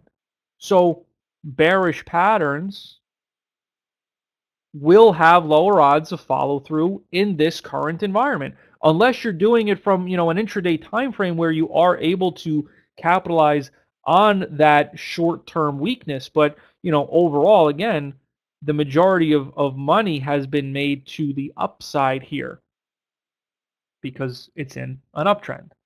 So we need to understand how to handle ourselves within each of the 4 stages and understand that sometimes doing nothing is the best course of action. If you have multiple time frames that are conflicted, then you sit on your hands. You wait for that environment to clean up. And so you're going to go with the flow of each stage 90+% of the time, meaning that, again, if you're going with the flow of the stages and there is no agreement between stages, then you're sitting on your hands. You're waiting. So these 4 stages are divided or linked by 4 transitional phases. And these transitions tend to be the most difficult periods to trade because of the uncertainty that surrounds them. However, if you can understand these stages, these transitions, you will, to the earlier question that was asked, you will be able to see at the earliest possible moment when the trends are transitioning from one stage to the next. So, in other words, these transitional phases are like the links between a stage 1 and a stage 2, because you can't just go from a stage 1 into a stage 2 at the snap of your fingers, because a stage 2, as we will define, is a series, 2 or more higher highs and higher lows, right? So you can't just go from sideways to, at the blink of an eye, now having higher highs and higher lows. There's a link between those stages, and that is the transitional phases, which we'll talk about. And again, if you can understand those, you can be getting on board a newly established trend before the majority are even participating. So it's it's a pretty powerful concept to understand, and one that we will definitely be getting into. So at the end of the day, your master key number 2, the price of a stock can only go up, down, or sideways, right? That is it. And I've said it before. It's either going up, down, or sideways. Nothing else is possible. It's about aligning the time frames and the stages that become more challenging. That's where things get a little dicey, because you can have an uptrend on one time frame but sideways or even down in another time frame, right? You can have an uptrend on one time frame but a downtrend on another. And that's where, again, things can start to get a little confusing, but that is partially why we're here, just to uncover that uncertainty, to clear it up. So, as I just mentioned a moment ago, an uptrend is defined as higher highs and higher lows with a rising 20 and 40 period moving average, with ideally an even space between those two moving averages, almost railroad track-like in appearance. Once you have defined that the stock or whatever it is you're looking at is in an uptrend, you're looking to buy those pullbacks, you're looking to buy those breakouts, and of course, this assumes that the larger time frame is also in your favor.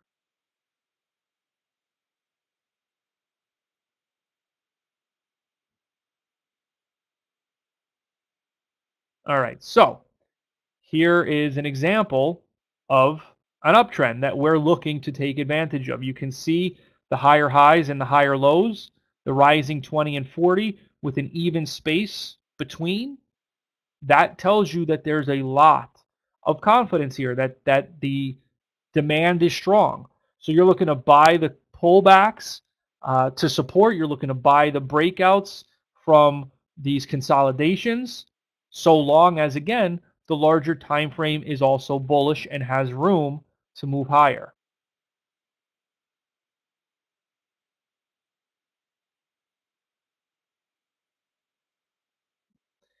Now here's a chart of the Aussie US dollar.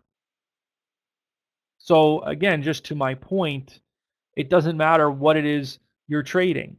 Here, things were weak, but then we transition, which again we'll talk about, but we transition from a downtrend into an uptrend. We're now above the 20 and the 40 with a nice even space between those two. You're buying pullbacks. You're buying breakouts. So again, it doesn't matter what it is you're trading as long as you can find quality trends and opportunities within those trends. Once again, stage one into stage two, pullback into your moving average, right? You look to buy this long with of course a signal, with of course a pattern, right? Which again we're going to get into. Right now we're just going through the kind of the general strokes, the broad strokes. We're going to start to get into the details of, okay, I understand the trends, but now what exactly am I looking to do in order to take action? It's one thing to say buy the pullbacks, buy the breakouts, but that's very general, right? So I acknowledge that and understand that we are, over the course of the next 2 days, going to get into extensive detail about what it is you're looking for, exactly how you're going to look to enter, where you're going to put your stop, how you're going to look to manage things, right? It's going to become very, very concrete. Just right now, we're going through, as I said, those broader strokes. So in any case, nice move up. You get extension away from the moving average, more than 3 to 5 bars up. As we talked about earlier, you start to think about exiting that position, and a good thing you did because it came in hard down into the moving average and support, where it then bounced and continued to move higher. So again, buying these pullbacks in strong trends will oftentimes result in success. And vice versa if it's in a downtrend. Here again, pullbacks in an uptrend. Some of these setups are better than others, as we all see things a bit differently. But the bottom line is, hey, when price pulls back to support in an uptrend and has this nice appearance between the 20 and the 40 MA, you want to be looking to get involved. That should get you excited. And I want to also point out how you don't have a lot of overlap in terms of these candles. You don't have a lot of tails. These are full-bodied candles that, even when you do see overlap, are still showing you that demand is strong, right? Yeah, I mean, here was a little pullback. It tried to move up, came back down a little bit, retested support. It's still holding. This is the kind of quality that you want to be focusing on. You don't want to be trading in something that's got wide, whippy candles, tails on either side. You want to be focused on, these good, controlled quality trends, because that's where you can start to be very confident in what you're doing and how you're trading.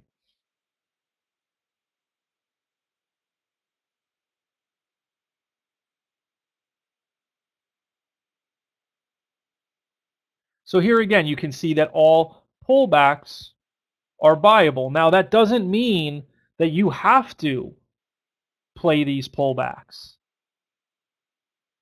Some are better than others, so you don't have to play every single one of them. But they are buyable so long as they respect the uptrend. So here again, first pullback here, you can play that long, moves up, sideways a bit, then breaks out, moves up and away, pulls back, up, pulls back, continues to move up. And notice as you start to see more extension between the 20 and the 40 MA as well, the volatility does begin to increase a bit more, because that tells you that you're starting to see more momentum coming in. There's a higher level of greed with this particular stock now than there was before, which could start to increase the odds of seeing a consolidation or maybe even stage 3. We will talk a bit about some of the parameters that you might want to use to scan, but a lot of the actual scanning application will be in the black room. So in the trading room in the morning, you log in there. They'll go through the gap lists. They'll talk about how it is they're looking for those things. So that's where a lot of that will take place. But we will discuss some of the broader parameters that you might want to use to, as I said, to scan. Okay. So, I mean, for example, as far as this goes, you could scan for stocks that are trending above their 20 MA. The thing with scanning also is that you're not necessarily scanning with the intention, or you shouldn't be scanning with the intention of necessarily finding picture perfect setups. The purpose of scanning is to give you a universe or a list of names to start going through, and then you can cherry pick out the ones that fit your plan the best. Whichever you have access to, you can use FinViz. But if you have something like Thinkorswim or TradeStation, you can definitely use that as well. If you have both, use whichever one gives you more versatility. But stocks trading near their 52-week highs or lows, again, above or below the 20 MA, though that's going to be a good one. Or in terms of gaps, if you're looking for intraday scans, I mean, gapping up a certain percentage amount or down, those will be good tools to use. But again, the trading platform will have built-in scans as well. So whichever gives you the best tools to achieve that. But again, scanning is exactly that. You're scanning for the opportunities and then determining based on our analysis which is going to be the best opportunities to then trade.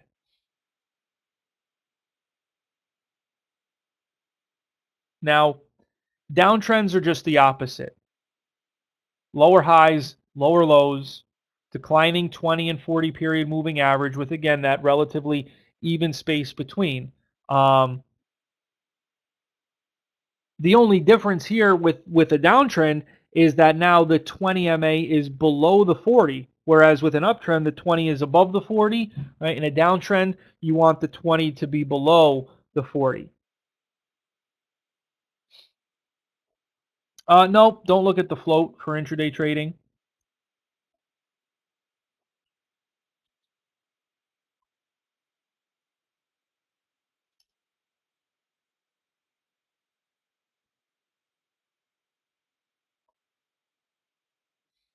So here's an example of your downtrend. Stage 3 into a stage 4, and you can see each of these retracements offered an opportunity to get short that then resulted in a lower low before retracing into a resistance once again. And as I said earlier, not every retracement is going to be something you want to trade necessarily. Some are better than others. Like for me, I wouldn't have necessarily been looking to get involved with this right away. But maybe on this day here, that would have been interesting to me. Why? Because it had been pulling back a bit. got a couple little bottoming tails. Then on this day, what happens? It tries to move up. It took out the high of the prior day and then pulled right back in. So I would have been more interested in getting involved with this on an intraday time frame for a move down into the gap fill at that point because it failed to move higher.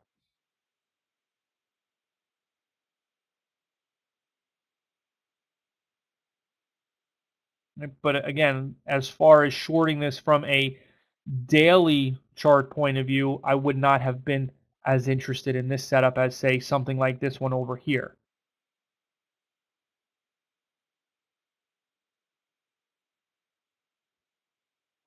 Once again, you've got your stage 3 resulting in a stage 4 because there's no other way that it can happen. So just to give you a bit of the idea of transitions, as I said, a downtrend is defined by 2 or more lower highs and lower lows. So here, this isn't technically a downtrend. It's a lower high, but it's not technically a downtrend. So if you're waiting for a downtrend to be established, you really don't have that until B, right? Once B is confirmed as a lower high, that's when you've got your downtrend. So if you're waiting for that, maybe you get involved at B or C, but A, this right here, that is a great opportunity to get short because it's your transition into a downtrend. So within this sideways consolidation, right, that's your stage 3. Once it breaks down below that level, you're no longer in a stage 3, but you're not yet in a stage 4. However, we know that the next likely progression of this is going to be a lower high, lower low, and eventually into a stage 4 downtrend. So once it breaks down here, this next retracement is 100% shortable, and you're simply playing it within the transition, right? So that is definitely something you can look to do. And as you can see, price continued to move lower quite nicely for, pretty good chunk of the day there, a couple hours.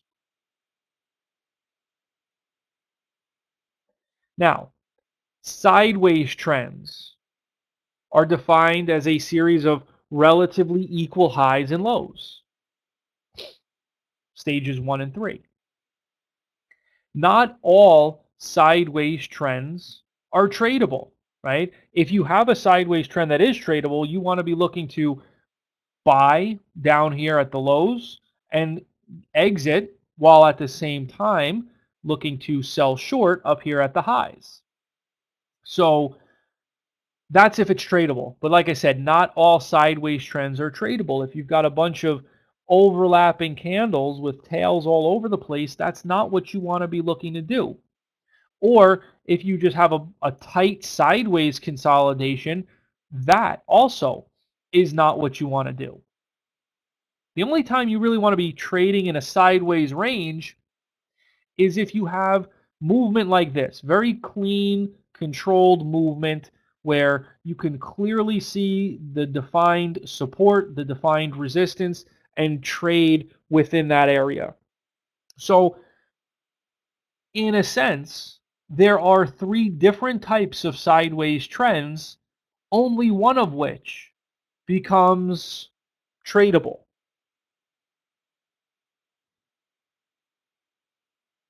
So here is what I would call a tradable sideways range because you can clearly see defined support, defined resistance, and you can trade up and down between those levels. Now, when you're playing within a range, when you're playing anything, your stop has to go on the other side of that support or resistance. So your stop's going to be either above resistance or below support when playing within these sideways consolidations. But you need to understand that there will come a point in time where you get stopped out, right? You're going to play this sideways range and make money from it, great. But you need to, as I said, realize that eventually it's going to break one way or the other. And when that happens, do not get frustrated. Instead, realize that that's new information that is now either breaking out into a stage 2 uptrend or breaking down into a stage 4 downtrend. So, yeah, it sucks to have gotten stopped out, but it was inevitably going to happen. And now that it has happened, look for the next opportunity, right? Because if, let's say, you shorted here and it pops up and stops you out, if you're just focused on the frustration of getting stopped out, you might miss this beautiful pullback here to get long. And I don't want that to happen, right? So just like I said, understand that eventually playing in a sideways range, it's going to break one way or the other. You're going to get stopped out. Getting stopped out is part of trading. That's just the reality we have to accept. Now, on another note, you can see this oscillator down here. As you can see, it was unnecessary to have. We don't need this oscillator. It really doesn't do anything to add value, at least, at least in my opinion. There's not a value add here with regard to this oscillator. Again, because why? It's not telling us anything that we don't already see in price. It's not doing or showing anything that's not already visible through price action. So don't need it.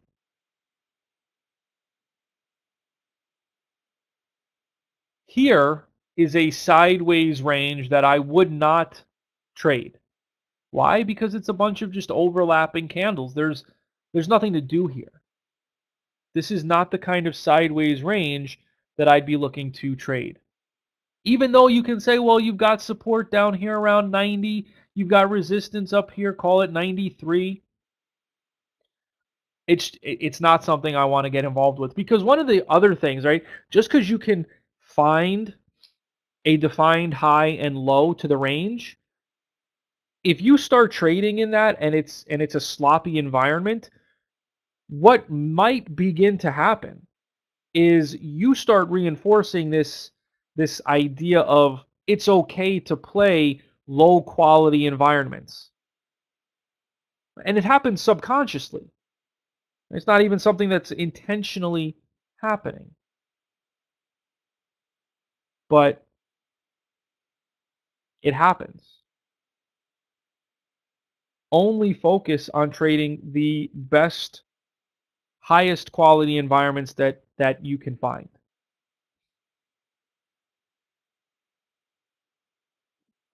Here again, another sideways range. This one's okay. It could be better. But again, you've got clearly defined support and resistance. You can play within that range. And to the other point I'm going to make, when playing a sideways range, guys, you are all in, all out. When going long at the bottom of support within a sideways range, you're going long at the support area and you're getting out at the resistance. You're not trying to take half as it moves up. You're not trying to manage within a sideways range, because that too will subconsciously begin to create uncertainty and start reinforcing this idea that you should take profits quickly because of sideways consolidation. So when trading in a sideways range, again, as I said, it should be all in, all out. Basically, once you enter, you set your target up at the top of the range, and it's either going to hit that target or it's not. There are no other options, right? And obviously, just the opposite if you're going short. You sell it short up at the top, target down at the bottom, and it's all or nothing.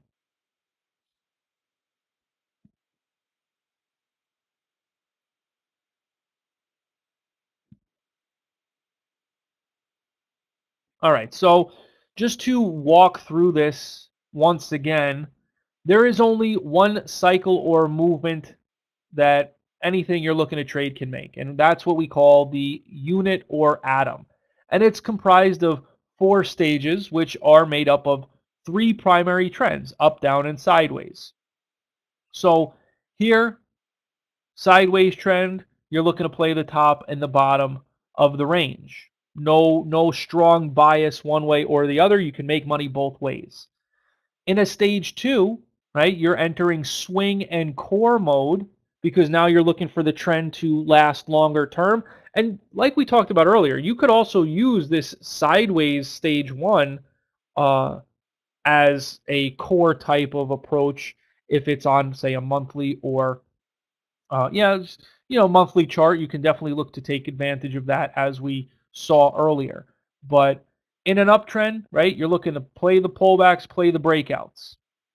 Then in stage 3, you could look to enter into guerrilla trading mode, where you're, taking advantage of those gaps from one day to the next, but you're also looking to be both long and short, obviously not at the same time on the same stock, but you're looking to be going long and or short because the trend is sideways, and that is the opportunity being presented at that point in time.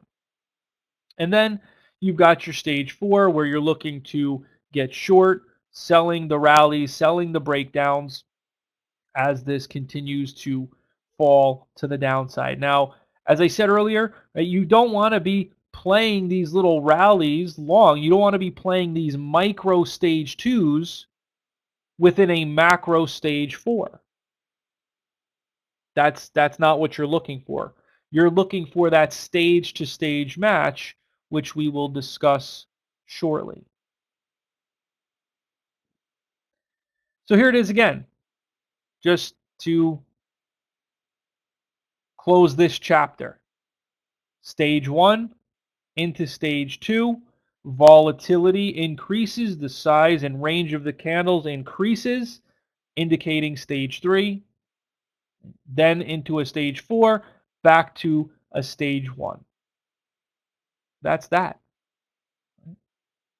Understanding these stages and what bias you should have within each of these stages is a big part of trading success. Right? Knowing what stage you're in and what patterns you should be looking for, that's part of the battle. Then we have to find the patterns that we're going to trade, and that's what we're going to move into next, the buy and sell setups. So I'm going to give you guys another little break here before we get into this. We'll take a 5-minute break. This section isn't terribly long, but we're going to go through this, and then once we get through this chapter, we'll probably take a break for lunch, which will be about 45 minutes, okay? So before we do that, though, I'm going to give you guys a little break. We'll take 5 and then come back, talk about the buy and sell setups. And if you guys have any questions during the break that you're thinking of, you can feel free to go ahead and type those in there while we're stepping away for a minute, okay? So take a 5-minute break here. We'll come back at about just before 11:40, and we'll get started with the buy and sell setups. With regard to this chapter, we're not going to get into all of the amplifiers. Right now, we're just talking about the buy and sell setups themselves. What are the conditions that we're going to look for these to form under? So it's kind of, again, a broad stroke approach to what this is going to look like. With that said, we've already talked about the anatomy of an uptrend, higher highs and higher lows, but now with a little bit more focus on how the stages match up.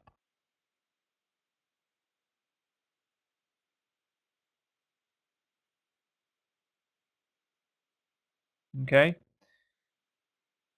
What we're looking for is there to be a macro stage 2 uptrend. So the macro, when we say macro, that just means the higher time frame. Then once you understand what the macro stage is, you then drill down to a smaller time frame. Maybe it is your primary. So whatever that is for you, you drill down once you've determined the larger time frame is in an uptrend, you drill down to your primary time frame and you find your stage to stage match.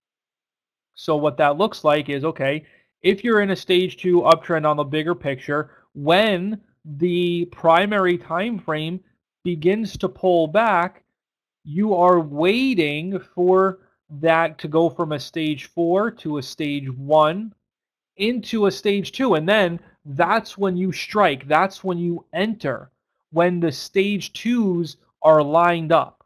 And that is essentially what the buy and sell setups do. They time the stages together, and that's what you look to do over and over so long as that trend remains in place. Okay, so some important points. The macro uptrend is made up of a series of repetitive micro cycles, which we just discussed. So we, as Pristine trained traders, look to buy the dip or pullback and breakouts within those macro uptrends.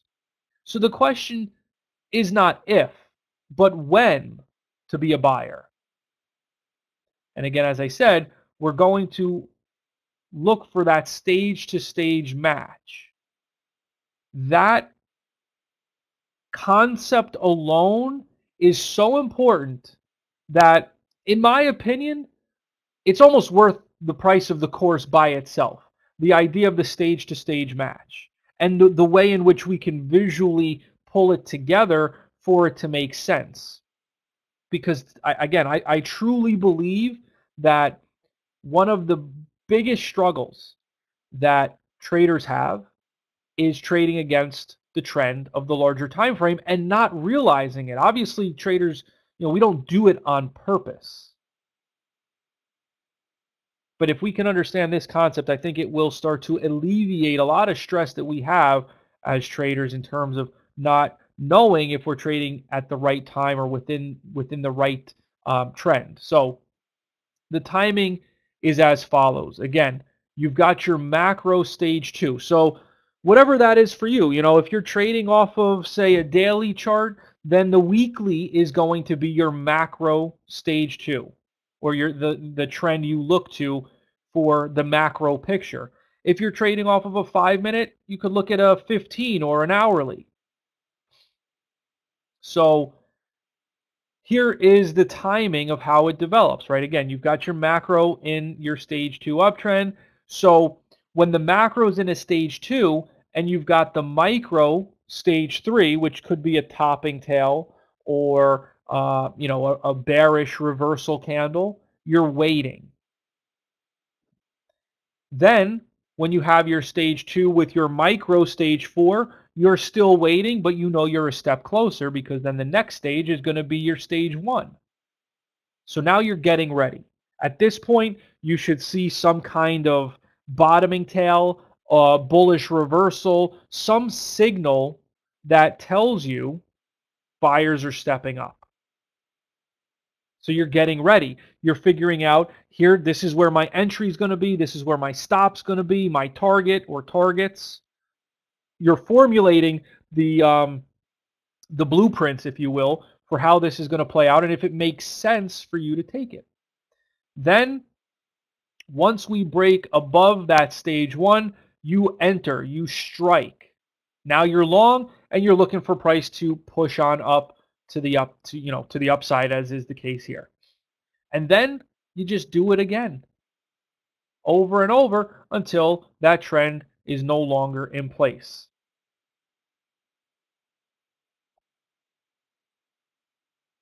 Right? And yeah, we will look at some examples. Right?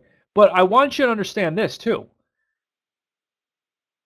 When I say that we're in a macro stage 2 uptrend, that just means that we're making higher highs and higher lows. We don't have to have a pattern on the larger time frame. In other words, what I'm saying is you don't have to see a pullback, right? Let me go to the whiteboard here for a second.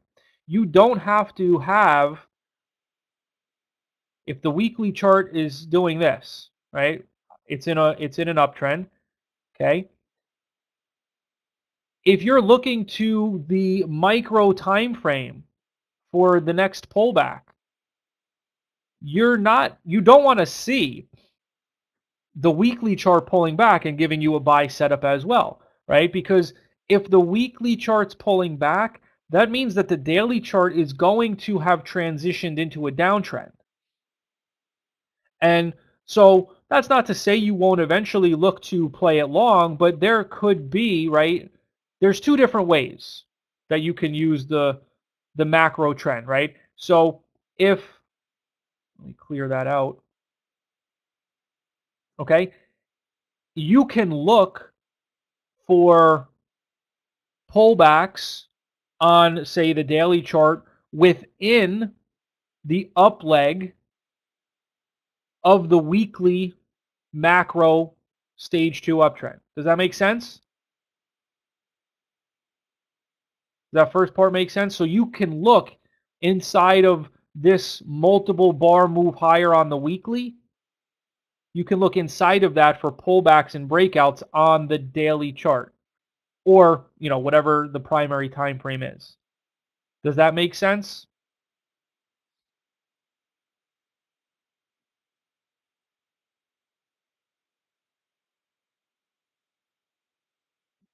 The other thing you can look to do is, as price is pulling back on the larger time frame, it will oftentimes result in the smaller time frames going into downtrends.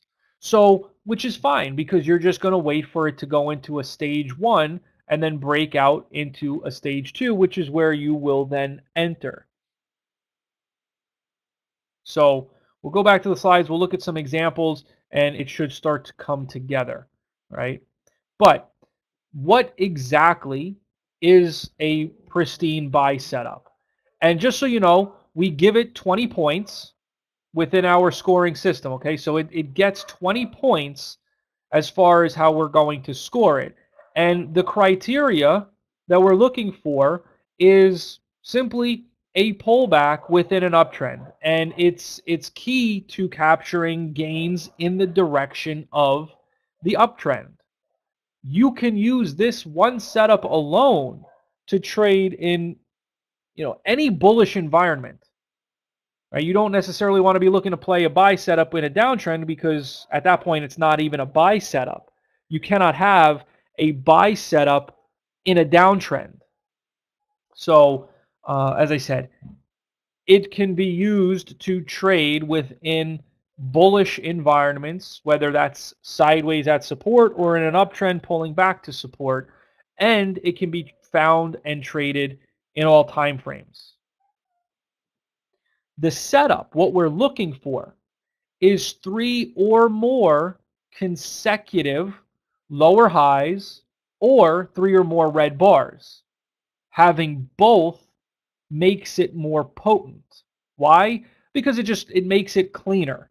And if you can get 3 or more consecutive lower highs, it's even better yet, because again, it's just another level of quality added onto this setup. So at a minimum, all you need is 3 or more red bars or 3 or more consecutive lower highs. That's the minimum. Once you've got that within an uptrend, you've got a pristine buy setup. As far as the action, okay, you're going to look to buy when the stock trades above the prior bar's high, or when it trades above the first 30-minute high if you're looking at swing trade entries.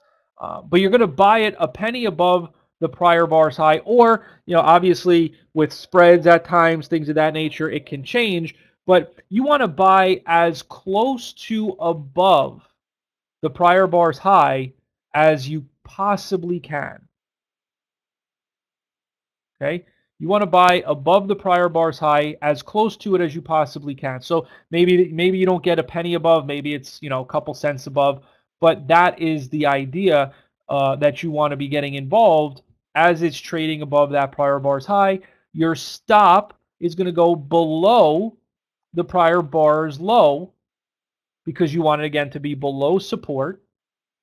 And you're going to put it slightly below it, so a couple cents, 2-3 cents. It depends on the price of the stock, how volatile it is, but you're going to put it a couple cents below that prior bar's low as your stop. And then at a minimum, and this is bare bones minimum, you're going to put your target at the prior high. But to be perfectly honest with you guys, I am not a big proponent of putting your stop at the or putting your target at the prior high, because you should expect this prior high to be taken out. If we're in an uptrend is defined as a series of higher highs and higher lows. So this should take out the prior high. Now, there may be a stall at this prior high, but it should be able to break through it. So maybe you want to take a little bit of the position off, right? Maybe you could sell some if you just want to lock in a bit of profit, but expect price to move through this, especially if the larger time frame is in your favor and there's room to move higher.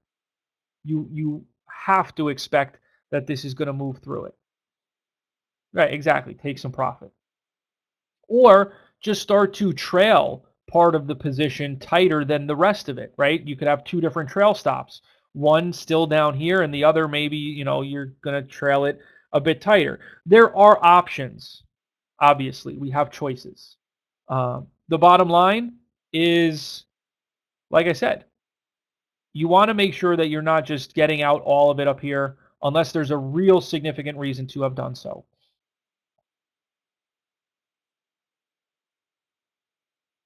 Well, it's not always moving fast, but it also could depend on the time frame that you're looking at. But as you see the setup forming, you can put in your order. So you can put in, a buy stop up here at that level you want to be getting filled at. And assuming it's not any kind of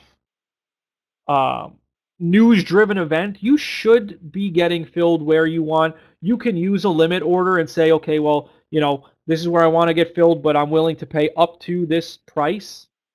This way, you will be getting involved with the trade. But you shouldn't be having an issue getting involved. Assuming again, it's not some kind of big momentum type of driven name that's moving on news, what have you. And again, if it is moving on news, then you want to use a limit order, because you don't want to use a market order if it's being driven by news at that point, because you could get a fill very different than what you were expecting. If you just say fill me wherever you can, that's not necessarily what you want to be doing, especially when it's moving based on news. So use a limit order in that case. And if you get filled, great. If not, maybe you get a partial fill. But the last thing you want is to get filled at a level much higher than you wanted.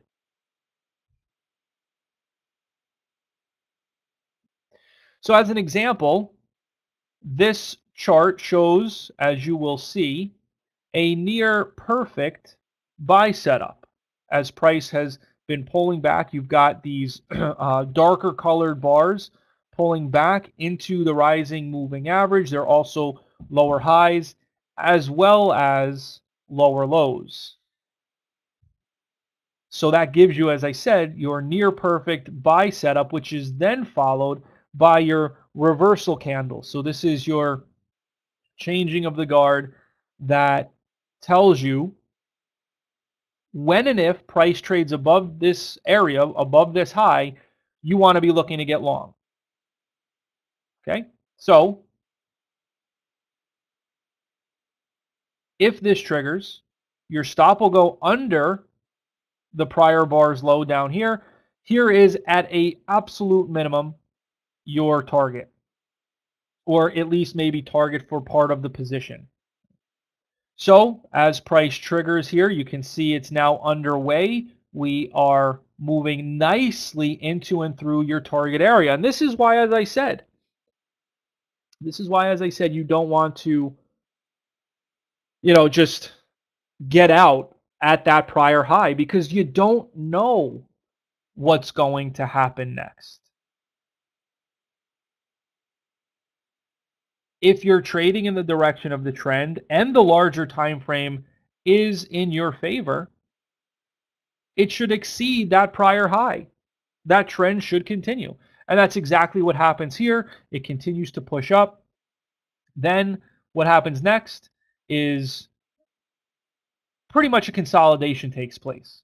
After we get this run higher away from the moving average, you get this consolidation that takes place, which begins to develop a new opportunity to consider playing this breakout, if it happens, long.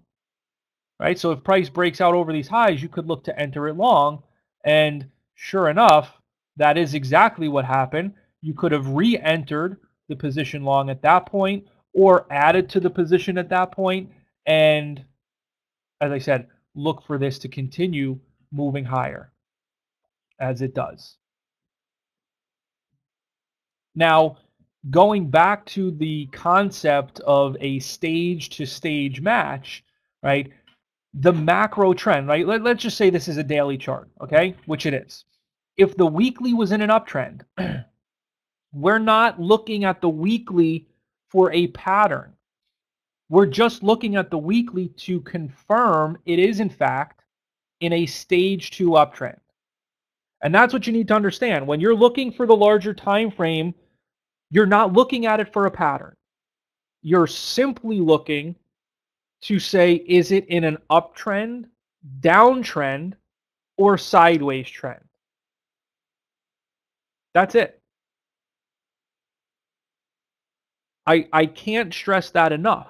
You're looking for a stage-to-stage match, not a pattern-to-pattern match. Do you guys understand the difference? Does it make sense? Because like I said, it is so important that you understand the difference in what I'm saying. Stage to stage is very different than pattern to pattern. We're not looking for a pattern to pattern match. So does that make sense?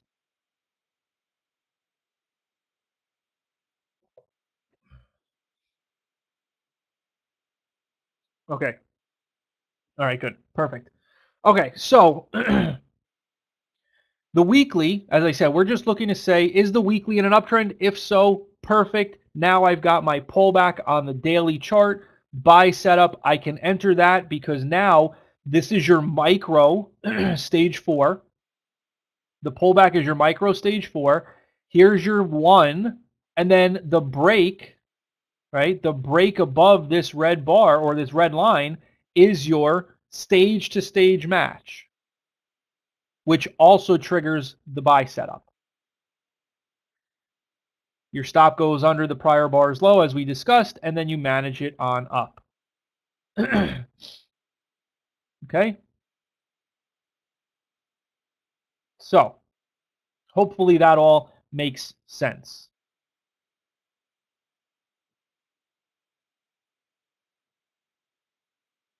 Here you have your pristine buy setup, pulling back within an uptrend into, well, we'll get into the amplifiers later today, but it's into support, which is one of the amplifiers we look for. But before we even talk about that, does it meet the requirements of a buy setup? Yes. 3 or more lower highs, pulling back within an uptrend. Now, the fact that it also has lower lows makes it even better because, again, it's a more fluid, better quality pullback as opposed to overlapping, candles that are a bit more sloppy in nature. So here it is, pullback. That is worth, at a minimum, 20 points just for the buy setup. Our entry would be over this last bar's high. The stop would be under that bottoming tail, and then we'd look to manage it on up, hopefully through that prior high.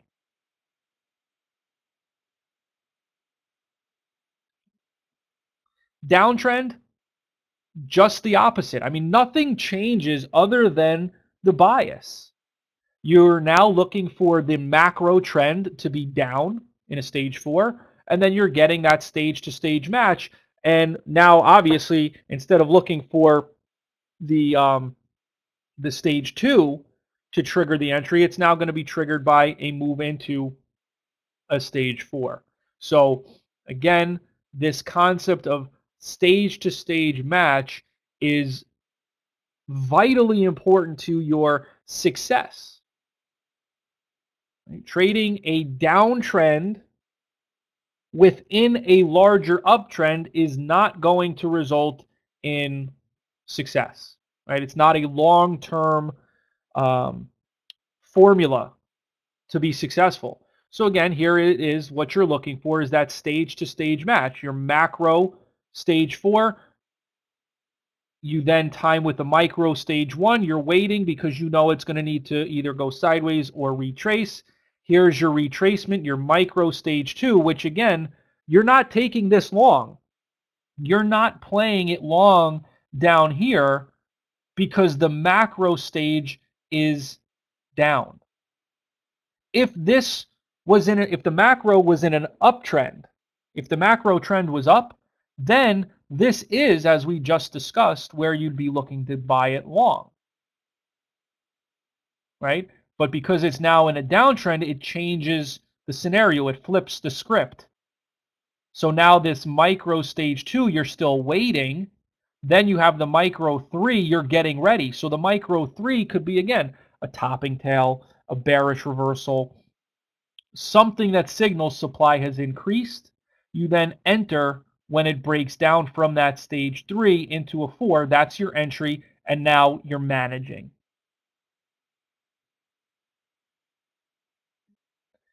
And here is your pristine sell setup worth, again, 20 points. And it's just the opposite. It's the key to capturing multiple bar gains in the direction of that downtrend, can be used on any time frame and in any environment that calls for bearish movement or a bearish bias. So here it is, 3 or more consecutive higher lows or 3 or more green bars. Having both is ideal. And if we can get 3 or more consecutive higher highs, it's even better. Because again, it's just, another level of quality to this setup. But this is what we're looking for. And it could be, again, multiple bars. It could be 4 or 5 bars. It's just, as it says, 3 or more, depending on, the level of the pullback.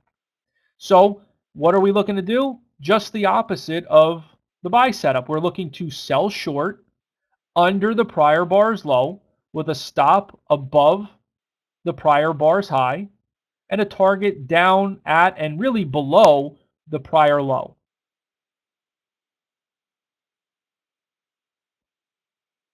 Okay?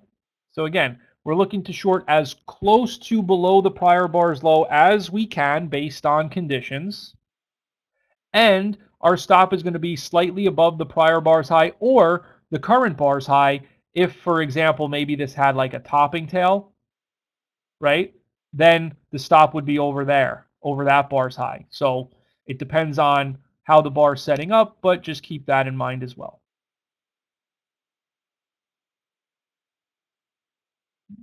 And here's an example, right? You've got your stage 3, right? Here's your stage 3 consolidation. It breaks down. You could have shorted the breakdown, but then here's your retracement, your sell setup. You're looking to sell it short under either this little inside bar or under the topping tail. Stop goes over the highs, and then you manage it on down.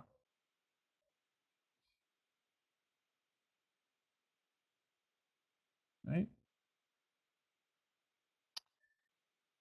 And then finally, again, Sell setup, right? Wide range bar down, slicing through all of this stuff to the left. Retracement, sell setup, you've got your multiple green bars up. It's also higher highs and higher lows. So that's all you need. You don't need, remember, you don't need the higher highs, but you do have it here. All you need is either the green bars or the higher lows. So then you get your little doji bar here. You look to enter under the doji bar's low. Stop goes over the high. And then again, this is why, as I said, you don't want to have your target at the prior low, especially when the trend is just getting started. Notice how this is just beginning a new downtrend. If there's ever a time to expect a prior low or a prior high to be taken out, it's when the trend is just getting started. This is why I don't like setting a target at the prior low, because quite frankly, it should be taken out. But again, you can take partial profit or manage it in a way that allows you to still remain in the trade as it's following through for you. All right. So does anybody have any questions? Right. Trail it out. Exactly. Does anybody have any questions? Because this is the last slide of the buy and sell setup chapter. The next chapter we're going to get into discusses the amplifiers that enhance the odds of an already successful setup.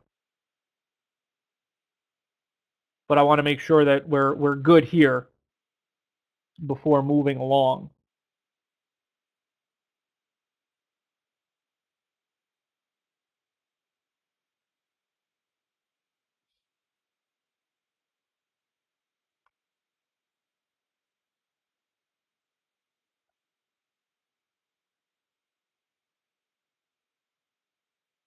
Very clear. Awesome.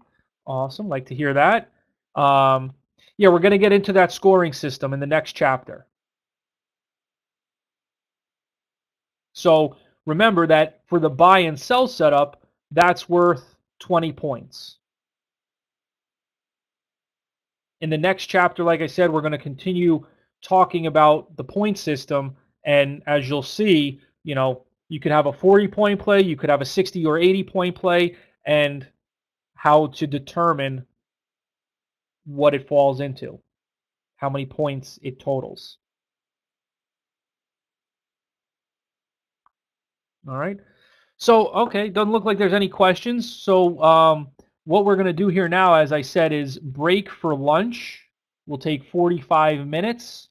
And then when we come back, we're going to talk about, I'm going to close down these slides. I'll bring up the next set of slides that we're going to talk about. But as I already said, it's going to be the amplifiers in stages 2 and 4.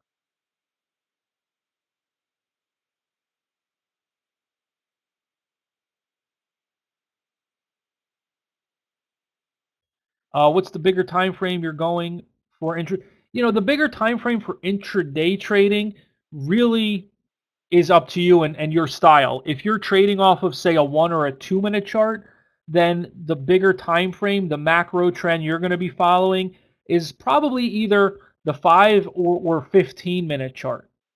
Whereas if you're trading off of a 5-minute or 15-minute chart as your primary, meaning that's where you're taking the signals from, then the hourly chart is going to be that macro trend that you look for the guidance from. All right. With stops to take profit, how do you know where resistance will be so you can place it appropriately? That's a good question, and the larger time frame will guide you as far as that goes, at least for me. So if I'm playing, say, a buy setup on a 5-minute time frame, I will look to the 15 or hourly to say, where is the next level of resistance? That's where I'm going to look to put my stop. So I expect the prior high is going to be taken out. So what's the next level above that? And oftentimes I just look to the 15 or the hourly instead of scrolling back on the 5 minute because it's easier. Now, that being said, I expect more out of my trades and react to less by just trailing the position. But to me, for me, that works better than keeping a tight leash on it. Expecting less and then having to see it go more. That from a psychological point of view for me is more challenging. You know, it's harder to have gotten into a position and out of it early than to leave a little bit of money on the table because you tried to give it every chance it had. So for me, I'd rather expect more and react to less than expect less and then have to watch it go for more. But, everybody's different.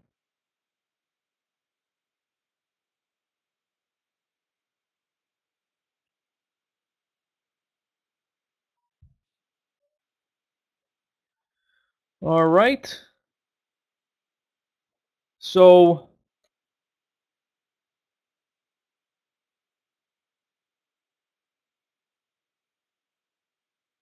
with that, as I said, we'll break for lunch here, take 45 minutes.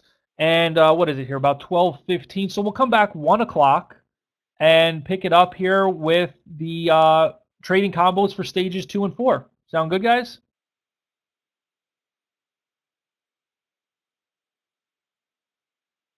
All right, perfect. All right, well, enjoy the lunch break, and I will talk to you guys on the other side. And if you have any questions, feel free to type them in as you're reflecting on what we've talked about so far. All right, go ahead, type them in, and we'll address those as we get started on the other side of the lunch break. All right, awesome, awesome. All right, guys, enjoy the lunch break, and I'll talk to you soon.